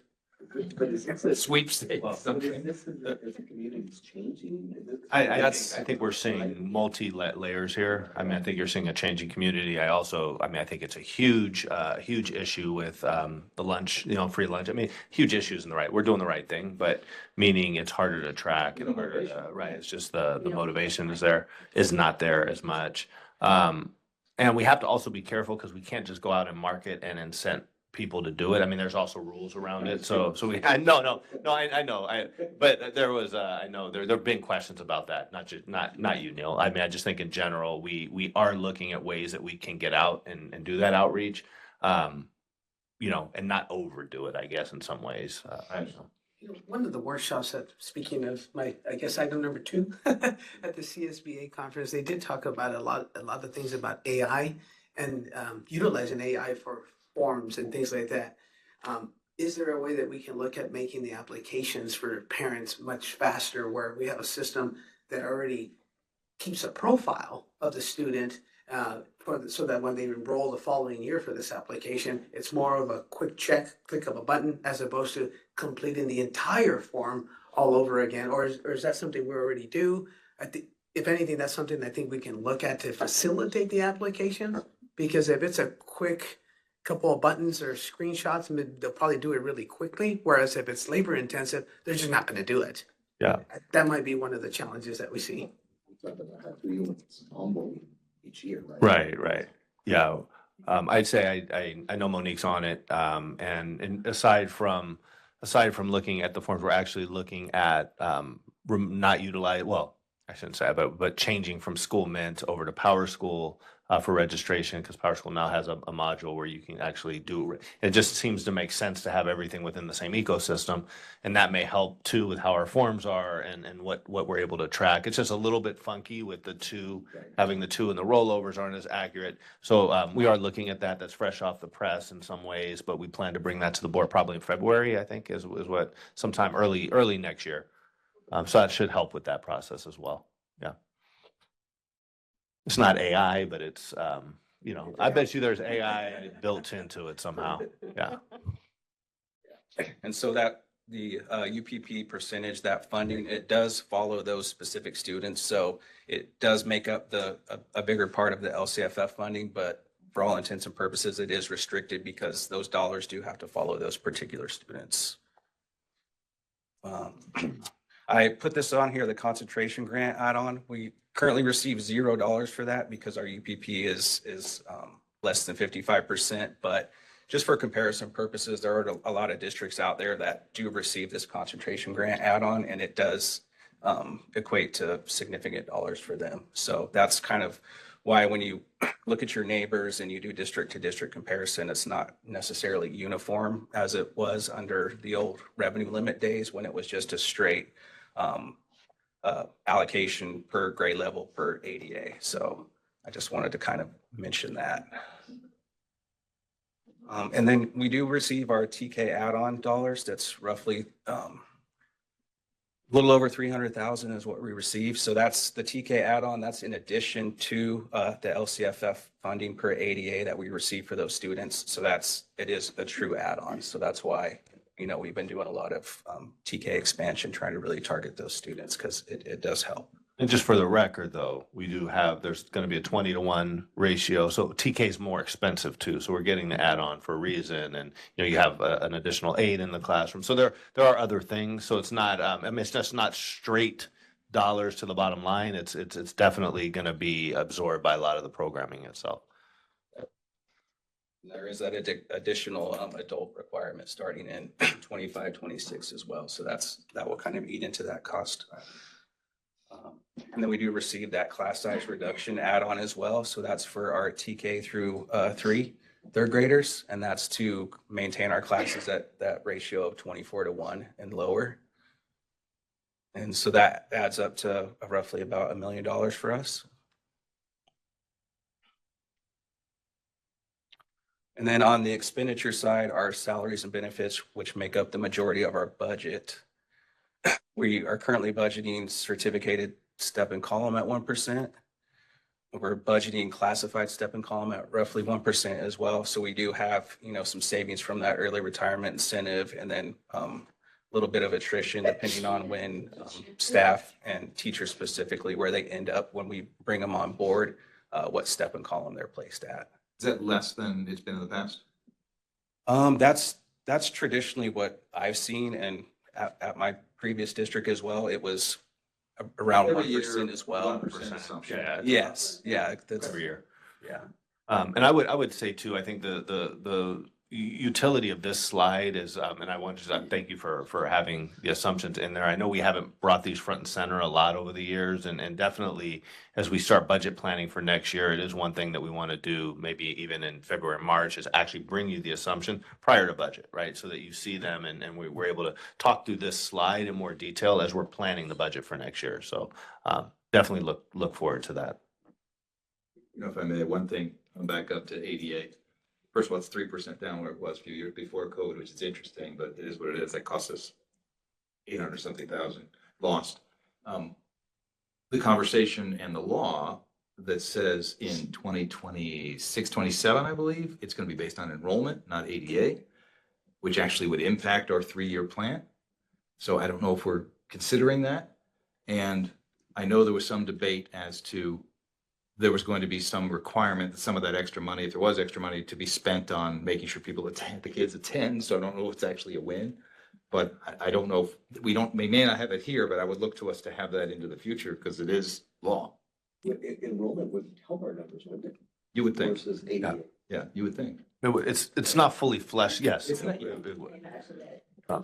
be Yeah. some. And we may not have enough information to use it. I just want to make sure we get that into our conversation. Yeah, and it's not fully fleshed out, and I agree, though. I mean, but I do think, from what I've heard, some of the things, I know we're saying, yes, you have to spend that money on getting kids to school, but there's a lot of ways that you can argue what that is. I mean, whether it even be through intervention, like that could be a way to get kids who are maybe struggling to school. I mean, it's pretty loose from what I've gathered, and we're still going to have to explore and make sure we get it right, so. Then on the expenditure side, our CalSTRS, which eats up a significant portion of the budget. The employer contribution side is currently budgeted at 19.1%. I haven't heard anything from the CalSTRS board in regards to increasing or decreasing that. It has to go to the STRS board for vote. So it's hopefully it stays around there or comes down, but yeah, it's depending on their portfolio losses or gains. And then on the CalPERS side, it's even worse. Fortunately, our certificated staff makes up the majority of our budget, but yeah, CalPERS, it doesn't have to go to the board for approval. So you can see some increases there. It's still pretty significant. The increases have kind of dropped down a little bit based on their portfolio earnings as well. So it's nice that the stock market is doing well, because that's kind of a reason why you might not see these percentages going up as fast as they had in the past.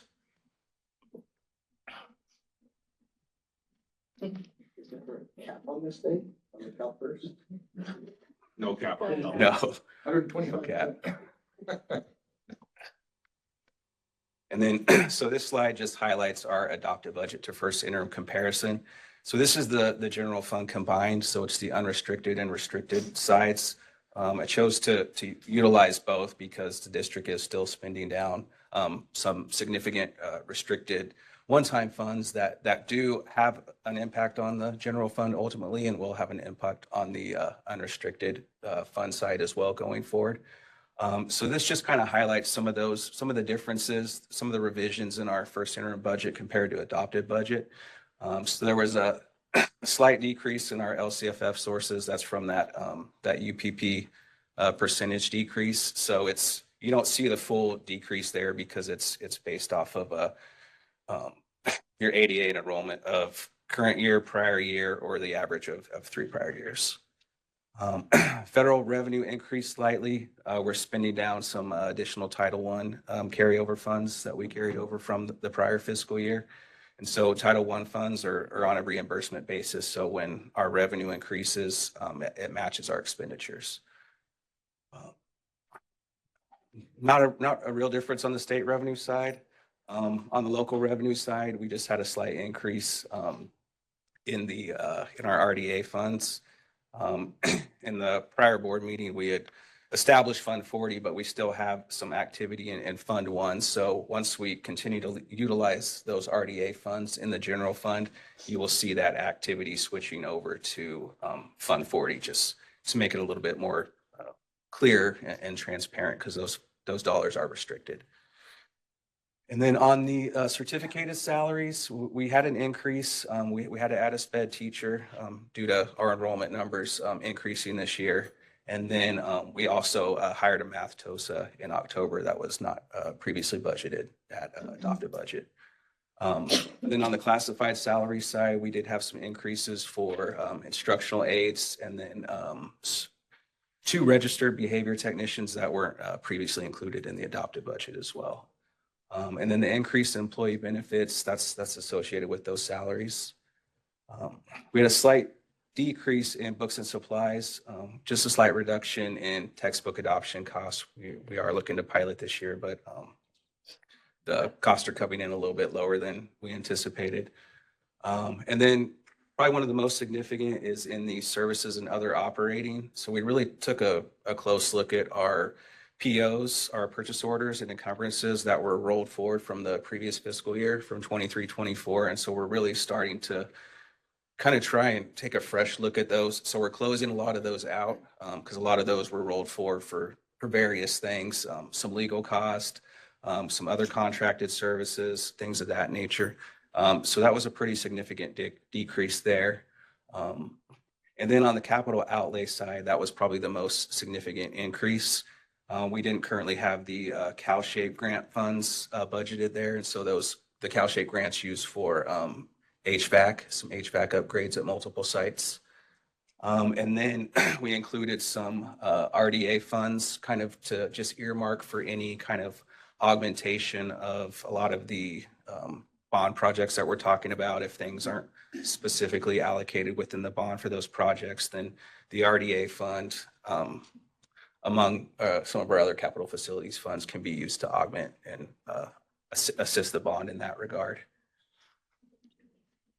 And then so overall, big picture, our 3% reserve for economic uncertainty and our unassigned balances, the reserve is roughly the same, but we did see an increase on the unassigned, on the unrestricted side. So that's some of those services and other operating costs. And then also shifting some of our salaries for our principals and custodial staff who are working at our school sites into the ELOP fund because they are in fact supporting the ELOP programs at all of the school sites. And so that's shifting some of that funding into the restricted side. So that makes up the majority of the differences in the adopted budget and the first interim. I think, sorry. Go back. So we're still we're still deficit spending. And we, from the adopted budget to the first interim, We are still projecting a deficit. It's just, it's a little bit more on the restricted side. So we're really trying to kind of utilize all of our restricted dollars to the best of our ability first before LCFF funding kind of normalizes and a lot of our one-time funding sources are fully depleted because we don't anticipate any more one-time funds of that magnitude going forward. So I think to share, so basically in the unrestricted side, you're looking at about $600,000 deficit, which we showed $660,000. The rest is spending down one-time dollars, so that's the delta between that 660 and the 2.3 million that you see here. So that's just us, that's a natural spend down of restricted dollars that have just been sitting in our book. You're gonna deficit spend on the restricted side. I know we had some carry forward from last year. In looking at this, I'm assuming you're going to get to the 3-year projection. I don't currently have it in my slides, but Okay, I'd be I happy noticed to that we talk are, about it. Absolutely. On the 3-year projection, I believe it goes from our reserves are 12% down to, I think, 8% because we are deficit spending all 3 years, and that makes me really uncomfortable. I could live with it for a year or so, but I get pretty mad if we're doing that beyond 2 and 3. So I really would encourage us and challenge us to find that hole and plug it so that we are not in that position moving forward. Exactly. And in the multi-year projection, we're hoping that those cost of living increases do materialize at those percentages. And we'll definitely have a lot more information on that when we go to the January governor's budget proposal. I just feel like it, based on what we've heard, the likelihood of us getting significantly more dollars in the ensuing years is unlikely. So starting from a deficit spending position makes me uncomfortable because we're unlikely to have more money. In fact, it's not unlikely we would have less. So I want to just be really conservative. Exactly. I think one of the areas where we could kind of hopefully shore that up, and it's going to be a concerted effort going forward, would be to increase our ADA to enrollment percentage. Because I mean, all across the board for us and other districts, it's still low compared to pre-COVID times. So, and then one other crazy thought. Have we ever looked at basic aid? I'm assuming it would be not a good idea for us. But have we ever done the analysis? I don't think we just don't qualify. Yeah, I think there's a 'cause qualification. If we did, that we would, I mean, does the state do that for us or do we have to do an analysis? I can find, I don't know. Do you know that, Sean? I mean, I'm assuming we would not qualify, it wouldn't be you, but you know what? I don't want to make that assumption. it's based on if we currently receive more property taxes than we do state aid. So we're not there anytime soon. Maybe sometime in the future. That I understand. Yeah. There might be another Irvine. one up north that qualify. I mean, again, I'm assuming we don't, but I hate making assumptions. Yeah. If it's if it's terribly difficult to figure out, then no, but. Okay. I would say too, I just want to say a couple of things. One is, when we talk about the deficit, I just want to remind the board that we did do a 4% raise before the COLA was cut. So there is a hole, right? That's the hole in the gap that we're trying to fix. And unfortunately, we're very slim staffed as it is. And so when we talk about the rest of that, we're talking about people. And, we certainly can bring a plan to the board that's going to eliminate people. I mean, there's other ways to it, but I think when it's all said and done, we are trying to salvage people's jobs as best we can and then also close the gap. So I think what Sean is saying is taking a look at that COLA, that out COLA 3.1%, something like that, or 3.07, the future COLA, may be able to close that gap a little because we're close. We are much We're not closer. using those COLA projections in the multi-year. No, we are using them. Yeah.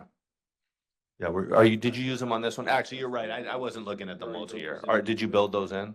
Yeah. Yes. They're built in. The Okay. ones that were under the major. So they are. restrictions, yes. So they are, yeah. We have to receive those or it makes it worse.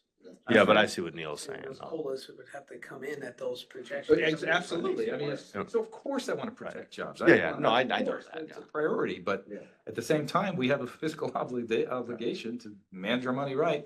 Not that we haven't been, we're still fine. We have reserves way in excess of the required amount, so we're fine. I just want us to be prudent. Yeah. Well, we are a smaller district, so we really do have to have little extra reserves. Yeah, just taking a glance at our LCFF funding, our state aid is, it looks like it's roughly a third of our total LCFF, so. Good answer. We're a ways away We'll from take being, LCFF. Thank you very from much. being community funded. Thank you. Manhattan Beach can't do it. Yeah, Santa Monica and Beverly Hills are our closest neighbors that are community funded. Yeah, I think they're on that side of the fence now. I don't think they're gonna swing back too much, but, yeah, Beverly I figured it Hills. was a long shot, but thank you. Yeah. And then the differences in our projected ending fund balance across all of our other funds. Not a lot of significant activity, with the exception of our GO bond, our building fund. Obviously, we're projected to spend down the majority of that. And if we project to spend it all, well, this current fiscal year, then we'll make that update at second interim. But, as you can see, we do have a lot of projects in the pipeline.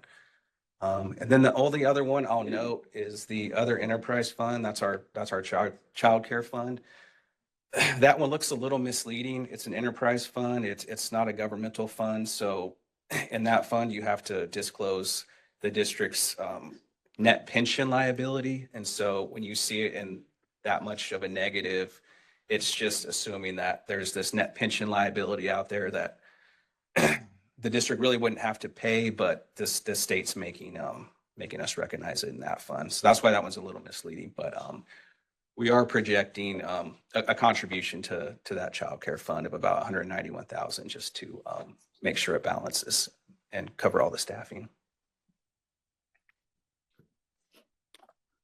And then next steps and considerations, of course, any financial impacts of negotiations, those are not currently included in the budget.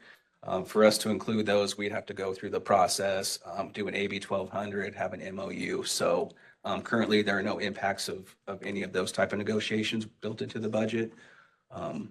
Again, the governor's January budget proposal will have a lot more information from that conference in January.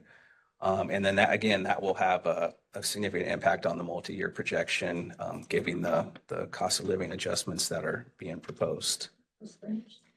And then, of course, we'll also be working on LCAP updates. So district-wide between executive leadership and myself, we're going through the whole process of reevaluating all of our LCAP goals and actions and making sure those all properly align and are accounted for in the budget as well. And just a final comment and observation. In the past, we had some concerns about cash flows, so just took a look at that. Looks like our cash flow was really good the whole year, so thank you for that. Yeah, I know. I heard there was some borrowing in the past just to make sure that we had cash flow. Looked really good. Yeah. And then, of course, I just want to thank the business services support team. Without all of their efforts, wouldn't be possible to get the job done. They all do a tremendous job, and very happy to have all of them on board. Thank you. That's it. Thank you. Thank you, team. Yeah, thank you. Any questions or comments? I think we asked them. Yeah. I wouldn't have it any other way. Your first one. Nice, thank you. Congratulations. We have a positive certification. It's much easier, right, Sean? It does make it a lot easier, yes. Absolutely. Thank you. Thank you. Thanks. Thank you, Sean. Thank you. All right. Item 11.1, all in favor? Aye. All right, 11.2, adopt resolution number 2425.18 regarding accounting of developer fees for fiscal year 23-24. Do I have a motion? Roger? Yeah, second. Thank you, Neil. Any comments or questions? Just a comment, would be great to see when you get your legs on after all this, an accounting of gym fees, developer fees, just the various accounts that we can see how we are relative to budget, and just because it's in the amalgamated, it's hard for us to see those details, and there's some things that'd be great to see. Okay. So, thank you. Can we maybe put that on the, like, when would you like to see, like, what time of month, like February-ish, maybe we come? Whatever works. Okay. Just so something that we could have maybe on a Yeah. quarterly, some annual basis, just where we are, because we just don't, we see the big picture, but we don't know the detail. Because I'm sorry to say, I know you've asked this before, so I just want to make sure we get it. I don't know that we've presented it in a way that's been, that's answered your question. Great item for the budget working. Maybe the budget working group to start or something, yeah. Okay. this was just a report of what's Yeah. coming in, that's. What's our budget? Where are we? Gym fees, you know, just again, it's the same. In utilities, you had asked about Utilities, utilities, yeah, yeah, just got it, detail. okay, sure. All in favor?